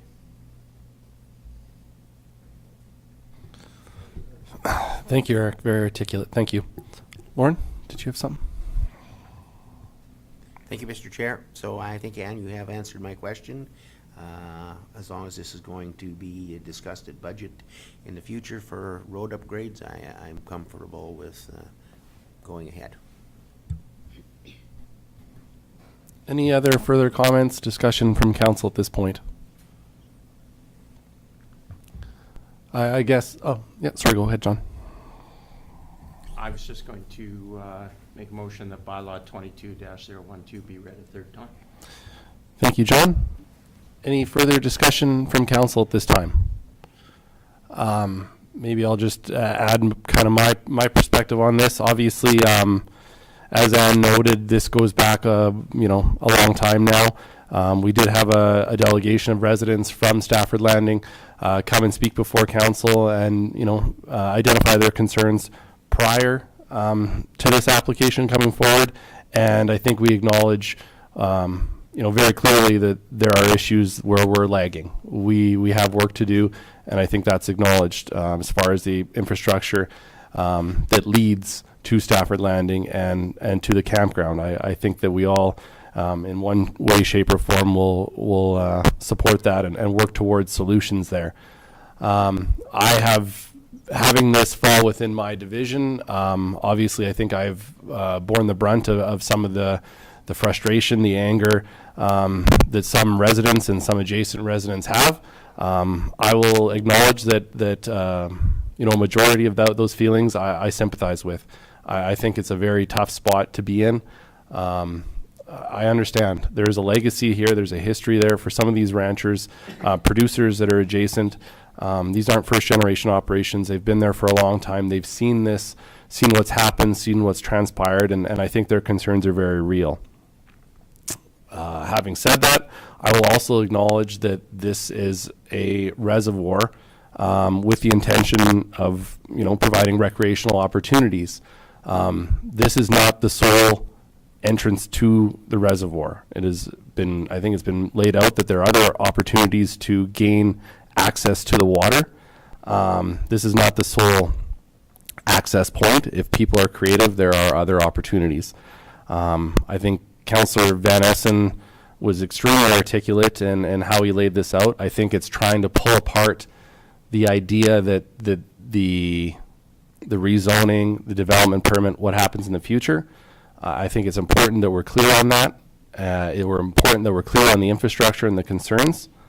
Having said all that, I will not be supporting the third reading of Bylaw 22-012. And my rationale for that is that the genie is already out of the bottle, the cat's out of the bag, however you want to phrase it. And it is my feeling that this area and the adjacent residential development shouldn't bear any additional impact than what is already there. I think the current operators, and I think most of the people that spoke actually relatively glowingly of the operators, the job they're doing, and I would second what Councillor Van Essen said. It is in very nice condition, and I believe their intentions are pure in the sense that they want to provide an opportunity and do it in a very professional manner. So I have no issue with that. However, we paved this road, we increased that level of service. It doesn't take it away that if we're going to add an additional potentially, up to 100 sites, the amount of traffic, the amount of people that area can bear, that lake can bear, and that our residents, our tax-paying residents can bear, I think that's an unfair ask, an unfair burden for them to bear. And at the end of the day, if I step back and I look at this from a value proposal, the value that it brings to Lethbridge County as a whole, I don't believe that outweighs the potential detriment to that approved residential development. So like I say, for that reason, I won't support it. However, I fully recognize the viewpoints that are being stated today. I realize that there is an opportunity to potentially steer and control through the development permit process. However, those are my feelings. So I just wanted to share that. Thank you. And I would echo the sentiment that very thankful for everyone that did reach out. I do question some motivations. Some of the language that was used I found quite distasteful, to be quite honest. But having said that, it is a public forum and we are public figures and we are here to bear that. So thank you again for attending today. I appreciate that as well. And for council's, I think this is a tough one. So I appreciate the conversation and the deliberation. I just want to say we are public figures and we are here, but we should have it in a civil discord. I think Absolutely. sometimes that's very much missing in today's society, and I find that disheartening. Thank you. I echo that. Thank you. Lauren? Thank you, Mr. Chair. So interesting or discussion. So how much traffic will the actual lake bear? Like, I'm not, is there any way of understanding that point? Or like, how many boats can you put on a lake that size? That's a whole nother study. I guess I could speak to it just momentarily through the chair, through Councillor Hickey. The SMRD, you know, and they own the lake and they manage the lake, or sorry, reservoir. It's not a lake, it's a reservoir. They had no concerns with regards to the proposal. They've seen the proposal. They've talked to the applicants about it. So I would say that they had no concerns with regards to the usage of the reservoir. And so I don't know if that might bear some weight with council or not. And then with regards to, I guess with traffic, if they were to do a proposal, that's where we would, determine like vehicular traffic that I'm talking about now. Whether a TIA would be required, and that also would determine level of service if this is proceeded with. So. Thank you, Hillary. John? Thank you, Mr. Chair. Not really related to this thing, but somewhat related. Having a campground there doesn't necessarily mean that everybody there is going to be using boats. I know a number of people that have seasonal sites. I have a seasonal site. We don't boat. It's not at Stafford, but a large number of people that have seasonal sites or go camping just go to get away from their backyard. So, that appreciating that there are some people there that have boats. Also appreciate that even if the people at that site, there are, and you've stated it in past, that there are other entrances. There are entrances on the other side, which is outside of the county, where people can access and drop their boats in. So it's, in terms of the traffic, as I said, it's a different study, but it doesn't necessarily mean that if they expand that park that it's going to expand boat traffic significantly as well. Thank you, Councillor Curbis. Fair point. Eric? Thank you, Mr. Chair. I'd like to move that bylaw. Oh, I think we got it already. Yeah, I think we got it. So do we got a vote on it? I haven't called the question yet, but we will. Oh, okay. Is there any further discussion? Just refresh my memory. John, did you move it? I think so Councillor Curbis has moved the recommendation that bylaw 22-012 be read a third time. Any further discussion? If not, I will call the question. Those in favor? Opposed? And that is carried. Thank you. We can now move down in our agenda to item G1.4, Alberta Development Officers Week, September 18th to 24th. Hillary? Thank you, Mr. Chairman. With regards to development, and we've talked about that a lot today, this next week is Development Officers Week, and it's a time when the Alberta Development Officers Association has their annual conference. But it's a good opportunity to acknowledge the hard work and efforts of our own development officer here at the county, being Nathan Hill. Him being fairly new to the position, he's caught on very quickly. He's really good with the citizens, I would think, in the county, and understands the process, and he does it in a very articulate and knowledgeable way for the short time that he's been here. So with that, in recognition of development officers in Alberta and in Lethbridge County, the September 18th to 24th has been declared as Development Officers Week. Development officers are current planning and development specialists, and with expertise in current provincial legislation, municipal policies and bylaws, and the technical requirements for physical development in our Alberta communities and in Lethbridge County. So in order to acknowledge this, I kindly ask that County Council acknowledge that the week of September 18th to 24th be designated as Development Officers Week within Lethbridge County. Thank you, Hillary. Any discussion from council? Any questions? Klaus? Just a question, I know you're being really humble, but doesn't your name stand beside there? Like Hillary and Nathan? I would suggest that, because I think you're working hard too, and I don't think we should let that fall by the wayside. And I think you should be part of this recommendation too. Appreciate that. Thank you. Thank you, Hillary. Nurse? Yeah, no, thank you, Mr. Chairman. Hillary, does that mean you get the whole week off?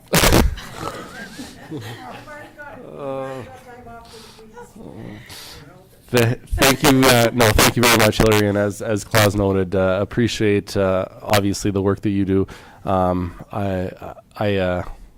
I sometimes think that it's not an enviable position, the amount that you're before council, but always fully prepared and conduct yourself in a very professional manner. And the comments that I've received from the public so far, very happy with the way that Nathan has interacted with the public. His demeanor, I think, has been very much welcomed. A warm and welcoming demeanor in that role is a good thing to have, especially considering some of the the potential conflict that could arise in that. So, no, thank you very much, and I think this is a great opportunity. So, how would you like to proceed? Klaus? I'll try to make a motion here that County Council proclaim the week of September 18 to 24 to be designated as Alberta Development Officer Week within the county, and appreciating all the work that Hillary Jansen and Nathan Hill do for the county. Thank you, Klaus. Any further discussion? Klaus has moved the recommendation. I will call the question. Those in favor? Opposed? Carried. Thank you very much, Hillary. Thank you very much. Thanks, Hillary. Maybe if I could I should have stopped us prior to this. I will ask council, is there an appetite to direct administration to bring forth a bylaw on speed limits? Is that something that the council would like to consider in the future? And knowing that the plate of administration is rather full at this time, but at least to start that process, is that something that we would have an appetite for? Klaus? Thank you, Mr. Chairman. I think that for certain areas, I think it could be necessary that we have that, and I don't think because we don't have a bylaw in place, and I know how hard it is to control the traffic, like on all the gravel roads and everything. But certain areas, I think it will be possible to control that, and I think that for that reason, I think we should probably consider that. Anne, did you have something first? And then I'll go to John. Just that I do think, because I've been here for about 4.5 years and it keeps continually coming up, and I do think it is something that we should prepare and bring forward, because it may alleviate some of our concerns. Thank you. John? Thank you, Mr. Chair. I'm basically reiterating what both Ann and Klaus have said, in the sense that I think a comprehensive countywide policy on speed limits is something I'm shocked we don't have one, to be perfectly honest. It just seems to me something that is just straightforward common sense, because if you don't have a bylaw in place, how do you enforce anything? Mark? And then Eric? I was just going to make, just make the motion. Like, move that council direct the administration to develop a speed limit bylaw to bring forward. Is that clear? Eric? Thank you, Mr. Chair. So how have we reduced speeds in the past? No, there's a section way on the northwest edge where they reduce it from 50 to 30 for a private residence, 40. And would this bylaw nullify that? Can we do away with it? And how did things like that come into place? Anne, and I'll let you, go ahead, Anne. I'll do it. There's also, through you, Chair, to Councillor Van Essen. Sorry, I always forget that piece because I'm orange. Anyway, there is a couple of anomalies throughout the county. McKechnie, is that McKechnie Road on the to Agripur? And that's exactly what I'd like to see this bylaw do, is address, sorry, I'm choking here, address all those anomalies throughout the county, so there's more consistency. Yeah. So by consistency, make everyone equal? We're not saying Or- that. That's up to you guys. We're going to bring some options forward. The process more so, make the Yeah. process more equitable. Yeah. Thank you. Plus? Just a question, and I don't know if staff wants to answer that, but how did that come about that in the northwest corner there from the county, that there's a 40 sign there, and I've driven that road many times, and I just don't know why that is. So who implements that? How can you give tickets for people that are riding fast? Because I know that people did get tickets. Because, so how can you enforce that if we don't have a policy? I think it was rather random, and that area in McKechnie is a perfect example in front of the Agripore, because there's houses there. A resolution did come forward to council, I know, for that area. I'm not sure about the area you're speaking about. Came forward, it was approved by council, and so because it was done by resolution, that's the things that I think we should try to look at and correct. Lauren? I can tell you why that one happened. It's simply because the condition of the road and there was that cold mix pavement there, and it was crumbling and falling apart, and the volume of traffic when they decided to haul their saline water to the city. And that's the route they chose, so that's why it got put into place. Thanks, Lauren. Mark has moved to direct administration to prepare a speed limit bylaw Yep. to be brought forward to a future council meeting. Thank Does you. that capture, Mark? Got it. Any further discussion? I will call the question. Those in favor? Opposed? Carried. Sorry about that. I wanted to bring that up earlier, but I just forgot. Jeremy, moving down to municipal services, G2.1, Agriculture Service Board Bylaw 22-017 and terms of reference. Morning, Jeremy. Good morning, Mr. Chairman and all of council. I hope this is, tongue-in-cheek, the easiest bylaw of the day. Oh, I only got 3 out of, well, I got 4 laughs, okay, and John wasn't here. Anyway. It was a hearty chuckle? Okay. A throaty, okay. Okay. So previously at the ASB committee meeting last week, we went through presenting to the committee a bylaw essentially for the formation of the ASB, which basically outlines that and the terms of reference that support essentially the ASB committee as a designated committee under council as per the MGA. So what I've got here before you today is essentially that same, no committee can pass a bylaw, so then each of these committees has to recommend that essentially to council. So the ASB bylaw is coming forward today, basically to council essentially for either adoption or obviously changes accordingly. Now, part of what, for the ASB committee, there was direction from council to basically look at the option of making it a committee that was comprised of members of council as well as members at large of the public. So that is currently what's represented within the bylaw. Now, there was some questions during the committee meeting in regards to the bylaw and the formation, because this also crosses over with our organizational meeting on an ongoing basis. As previous practice had been, we would nominate the chair and vice chair from during the organizational meeting, as well as delegating the provincial ASB voters essentially at that time. So going through the research, and there is a number of little minor option portions here. Does anybody want me to touch more on the background information on that? Everyone in here was present at that meeting, so I think you're all probably fairly well in knowledge of what was discussed essentially at that time. Sorry, I'm getting a myriad of emails. They're pinging on me here. Yeah. Actually, I'll do that right now. Good. Thank you. Just a question under your recommendation. Does this a bylaw that requires 3 readings? Yes, all bylaws do. So are the terms of reference part of the bylaw, or are they separate? Terms of reference are separate. Those are, those can be just adopted by the committee as they see fit. I added that in as extra information essentially But, on this. but approved by council, correct? That's the way this Yeah. reads, right? Yes, Yeah. sorry, yeah. Okay, go ahead, Jeremy. Okay, so as we've gone through this, I've gone through the MGA, I've gone through the ASB Act, and looked at all the different sections that essentially apply to this portion. There was a question previously about the nomination of the chair. So the ASB Act states that the council is to determine the chair, the number of members, and the voting status.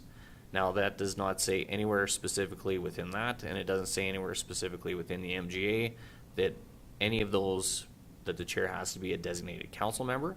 It could be a member at large. I was hoping for somebody to chime in on, okay. Okay. Okay, so through this process, that was one of the things that was kind of needed to be cleared up within the bylaw, and that was a question that came up last week. So council can appoint the chair from a member of council during the annual organization meeting or at a later date. Just because we have an organizational meeting doesn't mean you have to designate that ASB chairman essentially at that time. Council can appoint a member of the ASB committee who is an at-large public member as well as a secondary option. Or on the third is, since it is a committee of council, you could allow the voting members to essentially nominate the chair to council, and then council could appoint accordingly. Now, the way the bylaw is currently written is it leaves it open. There's nothing within the bylaw that states that the chair has to be nominated from council or has to be a member of council, and there's nothing within it that says it has to be a member of the public either as the formation of the committee. Further to that, Jeremy, as what is before us, does this give council, I believe I'm saying that right, council the flexibility that the ASB committee's composition can change without the bylaw changing? And the only reason I ask that is if for some reason there weren't enough applicants, could council then flex and decide to just have council members, or if at a certain period if they chose to, or is that composition, do we have the ability as council to change that composition on an ongoing basis, or does that require a change to the bylaw to change that composition moving forward? So council would have the authority to change the bylaw, honestly, at any point. But yes, that would have to be address that composition portion. So it would have to be an amended bylaw proposed essentially at that time to change the composition, because right now it's outlined as 4 members of council and 3 members of the public. So if it went to a 5 and 2 or all public or a 6 and 1, I mean, that would have to be represented within the bylaw. The bylaw would have to be amended Yeah. to reflect that. Okay, I've got Eric and then Lauren. Yeah, thank you, Mr. Chair. And directly tying to that, why can we not do at least 4 members of council and up to 3 members of at-large public, totaling 7? Good, yeah.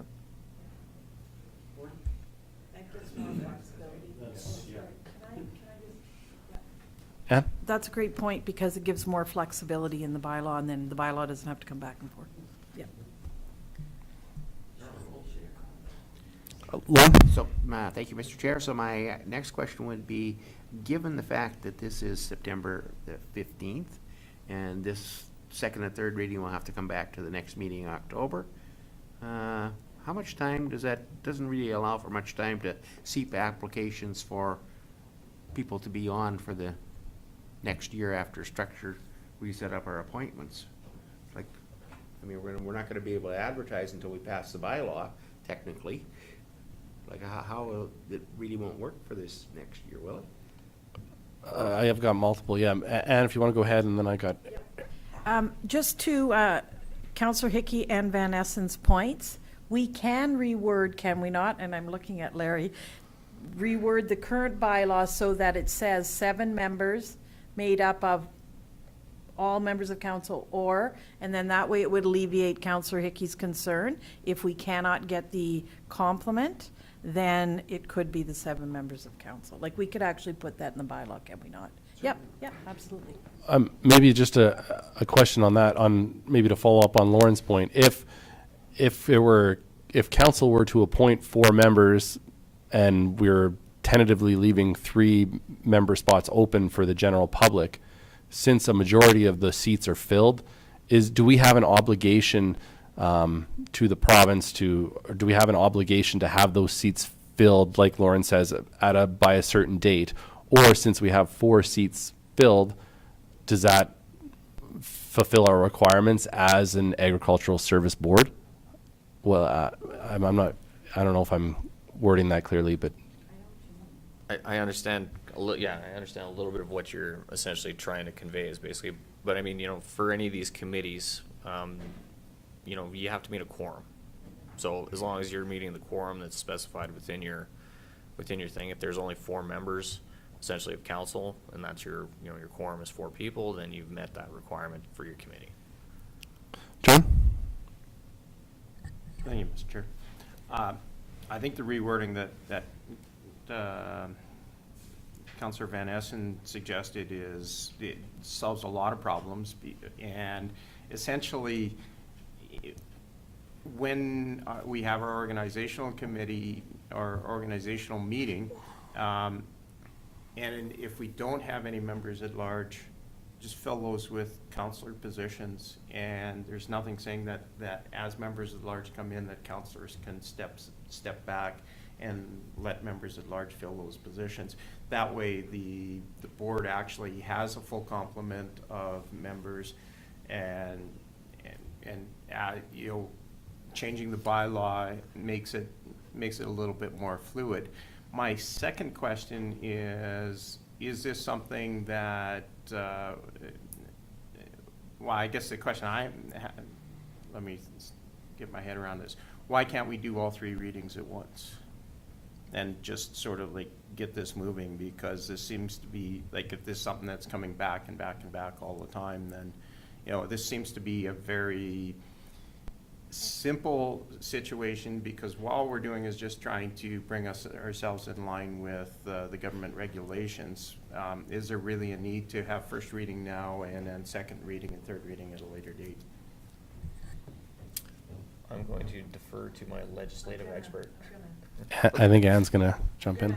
And then Larry's going to either throw a pen at me or something, but we can do all 3 readings. I agree with you.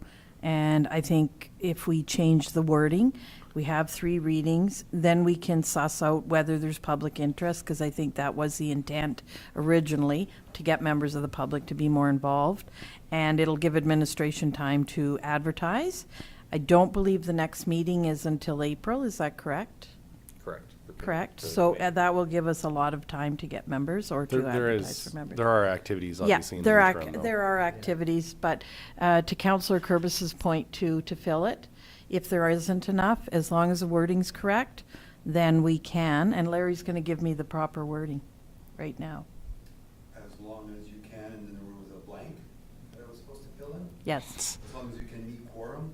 I think Okay. Jeremy addressed it, would be my thought. It sounds good. I mean, I'm not a lawyer, but sitting here listening to the discussion, I think you're on the right track. Nothing jumps out as red flag to me that we're violating any critical element of the MGA or the Ag Services Board Act. Lauren, did you have some? No, just that was going to bring up exactly. John and then Klaus? Thank you. I believe the way that Councillor Van Essen had presented it makes the most sense to me, that at least 4 members of council and up to 3 members of public. And that allows the greatest amount of flexibility. And that's what you had said, right? Yeah, I had put a total equaling 7, so I was under the impression that until members at large were present, council would fill those roles. That's how I was. Yep. Larry, did you? Thanks, Mr. Chairman. I think Councillor Van Essen hit on it. Just the way that was worded is good, but it doesn't extend an upper limit. So in other words, there could be 6 plus 3, but if it's wanted to be 7, maybe that should be, 7 specified. members and, with. But not to exceed 7 members or something like that. John? Sorry, when I'm looking at part 3 of membership, the first part of the statement in the bylaw says members will comprise of 7 board members. And I guess what I'm suggesting is a minor change of at least 4 members of council. Or, yeah, at least 4 members of council and up to 3 members of public. And that clearly then defines it and pigeonholes it down into 7. But the 4 and 3 can be fluid depending upon public participation. Claus? It's like your proposed bylaw, that there's 7 members on there. Like if we have 4 members of council that are gonna be appointed, if we only get 2 at large, would that be sufficient to have that one? Because do we need a 7-member board? Because I mean, it doesn't say anywhere that we need a 7-member board. Well, it does in this bylaw. In this proposed bylaw, yeah. In this proposed bylaw, it does. Sorry. Okay, sorry. Thank you, Mr. Chair. The only reason you go for an odd number is in case there's a tie. Yeah. That's the only reason. And There is ASBs that are comprised of five members. Do you have follow-up? Yeah, I got a follow-up, just an extension of it, because we are gonna start with 4 appointed members of council for this term, the 1-year term. Would we not have to appoint a chairman? Because if we have to wait till we have the members at large on there also, we have a lot of activities that have been done that should probably have a chair going forward. Yeah. You also need 2 voting members because, just to follow up on what you said. Yep. Eric? Thank you, Mr. Chair. So to proceed, to get this done, ironed down, is it prudent to send staff to reword it over the next length of time until the end of our meeting and we readdress it at that point? After lunch. If it's just the insertion, Mr. Chairman, of a couple words, at least 4 members of council and up to 3 members of the public, in my mind, council's satisfied with that. You could say, okay, the bylaw is amended at that, and give first, second, and if majority, or everyone agrees, and go to 3rd reading and carry on. And lunch is here, just so you know, so no rush. Go ahead, Lauren. I would feel more comfortable if you said a minimum of 4 members of council, which may go higher depending on the number of candidates you can receive for members at large. Just to cover everything. Eric? Thank you, Mr. Chair. I'd like to move that bylaw 22-017 as amended be read first time. Any further questions or discussion? So Eric has moved that bylaw 22-017 be read as amended for a first time. I'll call the question. Those in favor?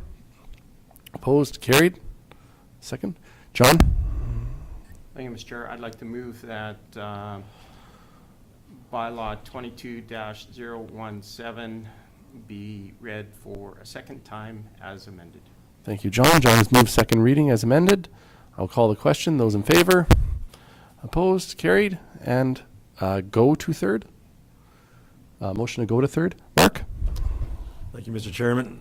I move that the bylaw 22-017 be read for a 3rd time. Proceed to proceed to 3rd reading. Thank you.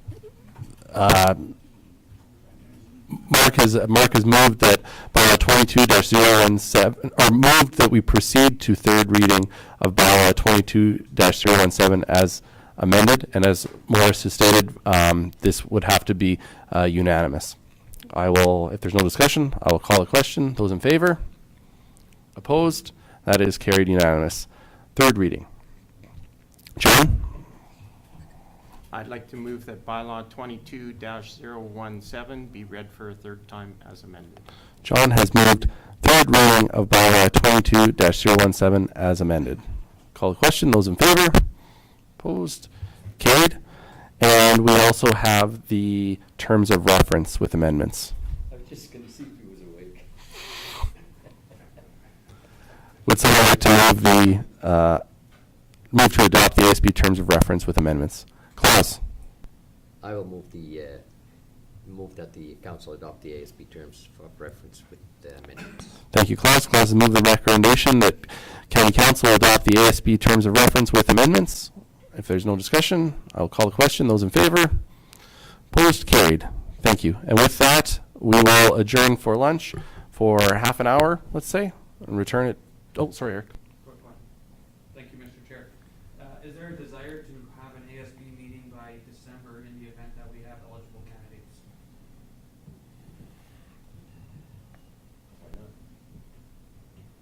We can be in advertising right away. We've already got templates essentially in place, so. Or September, October, November, even by sometime in November? I think it would be a good idea, especially if there's members of the public, to have a goals and objectives setting session with new committee. How can we proceed? Can I make a motion for that? We'll report back to council on how it's coming out. Would that be good? Okay. So we will, oh, sorry, is there anything? There is none. No. We will adjourn for lunch and return at 12:30. Thank you.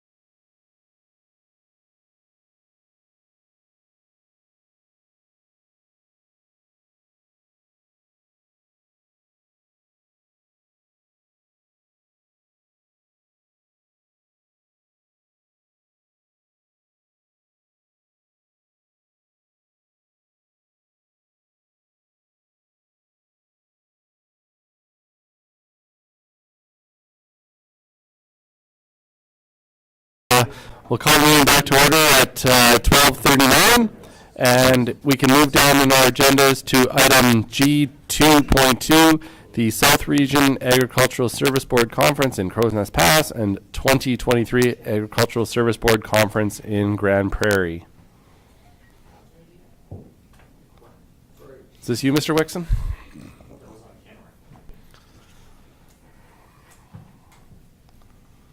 All right, I'm back.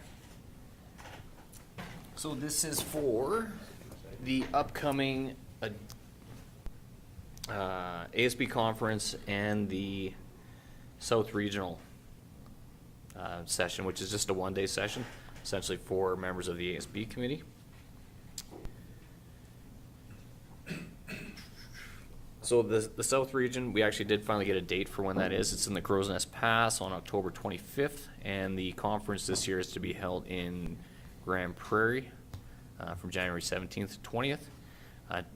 In past practice, we basically open it up to council per the ASB committee to designate as many members as desired to essentially go up there for the conference and to attend these local sessions. We do have the 2 provincial voting delegates, essentially, that do vote on resolutions and stuff like that that are brought forward during these sessions. And because of the potential that we do have as well, members that could be of the public at large when we do get to that point down the road, because the ASB conference is in 2023, there is a potential that, there are costs incurred essentially that are outside of essentially the regular council budget. The ASB Act does say, cover expenses as accordingly for all members, which basically council members are already paid members for these different things or to cover expenses. For the members at large, there's always that question of, are they covered under that same thing, or are they paying their own way? But like I said, within the ASB Act, it says all reasonable expenses to be covered essentially by the council. Okay. And there's some details as far as the financial impact. The South Region Conference is relatively inexpensive at $60. I mean, there's obviously traveling to the Crowsnest Pass for that event. And then there is estimates there for the provincial ASB conference. They do have a block of hotel rooms typically, but a flight from here would be about $1,100. Registration is $700. Hotel, you're looking at approximately $800 for a total per person of about $2,600. Now that doesn't include some of the additional costs like we pay out for per diems and that type of thing. And this also doesn't have anything there as far as mileage if somebody decided to drive to Grand Prairie. So, my recommendation is for any member of council to attend the ASB board meeting and the South Region ASB one-day session. Thanks, Jeremy. Any discussion, any questions from council? Eric? Thank you, Mr. Chair. Can either Jeremy or someone who has been here, been to them, explain the significance of going to Grand Prairie and the merits of being to the larger event? Claus, did you go to? You went to last year's, did you not? Yeah, I went to last year's. I went to the regional one and I went to the provincial one, and I think the regional one was because of COVID. I guess Morris and I went together there, and there was only about 40 people there. Yeah. And I don't think, and the rest were going to be viewing online. But I guess that was a little disappointed how many were online. But anyway, then we went to also went to the provincial one, and we had good sessions there, really good sessions, and a lot of resolutions, of course, have to be voted on. And I thought it was, for me, it was well worth going, and I think it was. We learned quite a bit out there. So I don't know about Morris, but yeah.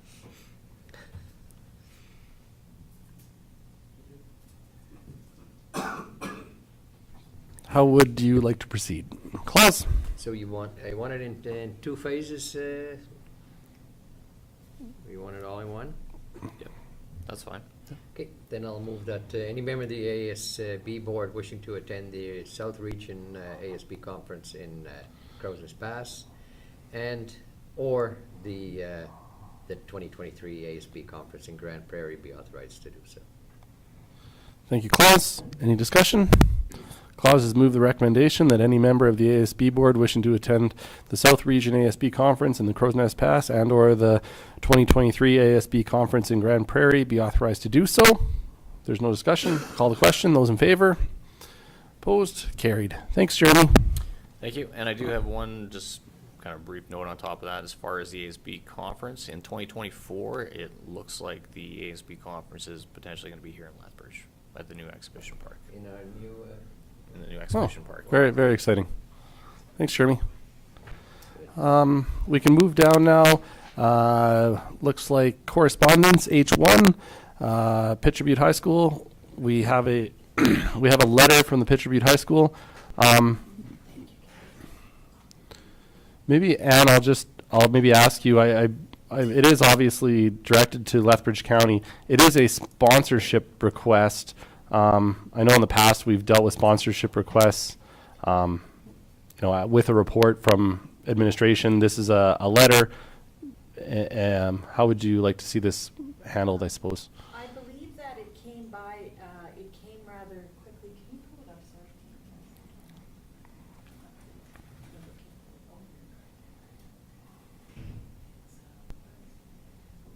Yeah, because it's November 24th to 26th, I would recommend that we bring something back to next meeting of council, just with some parameters on it. Okay. How would Eric? I asked a question on this. It is dated June 22nd. Has it been taking a while to get here, or did they take a while to get it to you? They took a while to get it to us. Because we usually, as soon as we get it, put it on council's agenda. Summer holiday. I'm thinking, summer holidays probably got in the way there. Came a long way.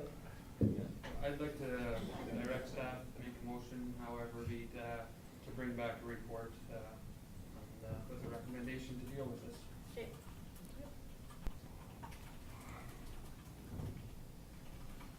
Does that suffice, or would you like a motion? Okay. Okay, then we can move down to item I-1, Lethbridge County Council attendance update, August 2022. And Lauren, whenever you're ready. Thank you, Mr. Chair. So went with Morris down to the Triple W Gas Co-op's 50th anniversary celebration. It was kind of interesting. Had about probably 200 plus people show up for it. Well attended. Good turnout. So did the Lethbridge County promotional video deal. I don't know how's that coming together. I don't know, but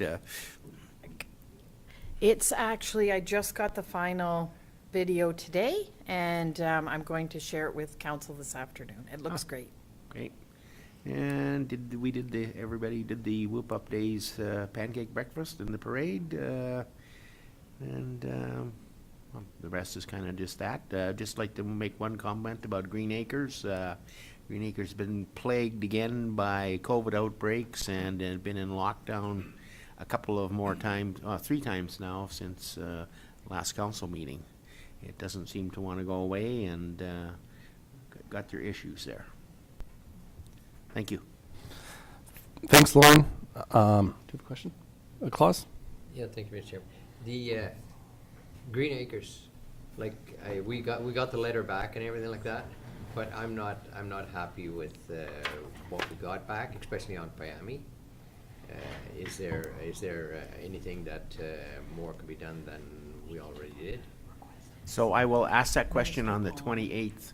We have a meeting on the morning of the 28th. Yeah. Well, I will ask that, but it was not a good response in my opinion. Basically, kind of told us to pound sand or something. Mm-hmm. Yeah, thank you. Thanks, Lauren. Thanks, Claus. Eric? Thank you, Mr. Chair. Real quick on that, I had Egg Minister Nate Horner this week. I chatted with him at an event and asked, although it's not his division, he also gets to hear more. And he has heard of very similar situations in other parts of the province. And didn't exactly apologize, but unfortunately that's status quo with AHS, and optimistic for a future under a new government, but definitely no action promised or even considered at this time. Thanks, Eric. For my August, earlier in August, met with MP Thomas. Kind of went around some of the issues that we're facing as a county, some of our concerns, and MP Thomas spoke to what her mission in Ottawa is, what she's trying to achieve there. Always appreciate when our MPs, MLAs take the time for us, so that was nice. We were successful in getting a County of Lethbridge flag in her lobby, though. And making strides, yes. Other than that, as Lauren did, participated in the promotional video shoot. We had a council budget input session as well as legal orientation, and participated in the Whoop Up Days breakfast and parade. Once again, thanks to everyone for participating in that. And also at the end of August, met with the Town of Coldell's IDP and our IDP committees. We are towards the finish line of updating our IDP. There will be a public engagement session tentatively scheduled for November. By that time, the town will be in their new facility, their new office facility. So once those once those dates are formalized, invitations will go out. Division 3, Mark. Thanks. Started off the council meeting, the Hoop Up Pancake Breakfast. It was the first time I attended one of those, and so it started off pretty quiet. We were kind of wondering what we were doing, but I think it was a great time. We had a lot of fun. I know the exhibition really appreciated a lot of the staff, and they really appreciated the fact that we stepped up and helped out and looking forward to next year. The other two sessions, and then finally on the Friday we had the Hoop Days Rodeo with county council and city council, so it was good to see the majority of our council up there. And a chance for me to have this with the staff and exhibition too. So that's it. Thanks, Mark. Division 4, John. Thanks. My highlight of August was, as with Councillor Sayers, was Whoop Up Day Pancake Breakfast and Parade. That was good fun. I got to take away from that, bring a spare shirt or an apron. I went home and smelled like a big sausage for about 4 hours. In the end of August, I had the privilege of riding on the float in the Town of Coal Horse Parade as well. Thanks, John. Moving down, Eric, Division 5. Yeah, thank you. Really enjoyed the pancake breakfast. That was good how everyone pulled together. And, we can do all these fancy team buildings, or we can cook pancakes, and we get just as much. And budget input session, I think I value those, and there's still a tremendous amount of learning. I only grasped the vaguest part of it, but I appreciate participating in those. Thanks, Eric. Division 6, Claus. Yeah, I did nothing else to report, only that I guess Councillor Van Essen was also in the Picture Butte Parade, and I guess he knew a lot of people there. He was the guy to go to there. He was the star of the parade, was he? I didn't want to go that far. Good, Claus. Yeah. Well, and say you guys had the last update on that one, and that's looking like it's moving on pretty good. Thanks, Claus. Division 7, Morris. Yeah, thank you, Mr. Chairman. August the 4th, Lethbridge County Council meeting. August the 9th, I also went with Lauren to Warner for the Triple W Gas Co-op celebration, 50th anniversary. August the 23rd, Whoop Up Days Pancake Breakfast. It's a good one. August 10th, Council CEO Budget Input Session.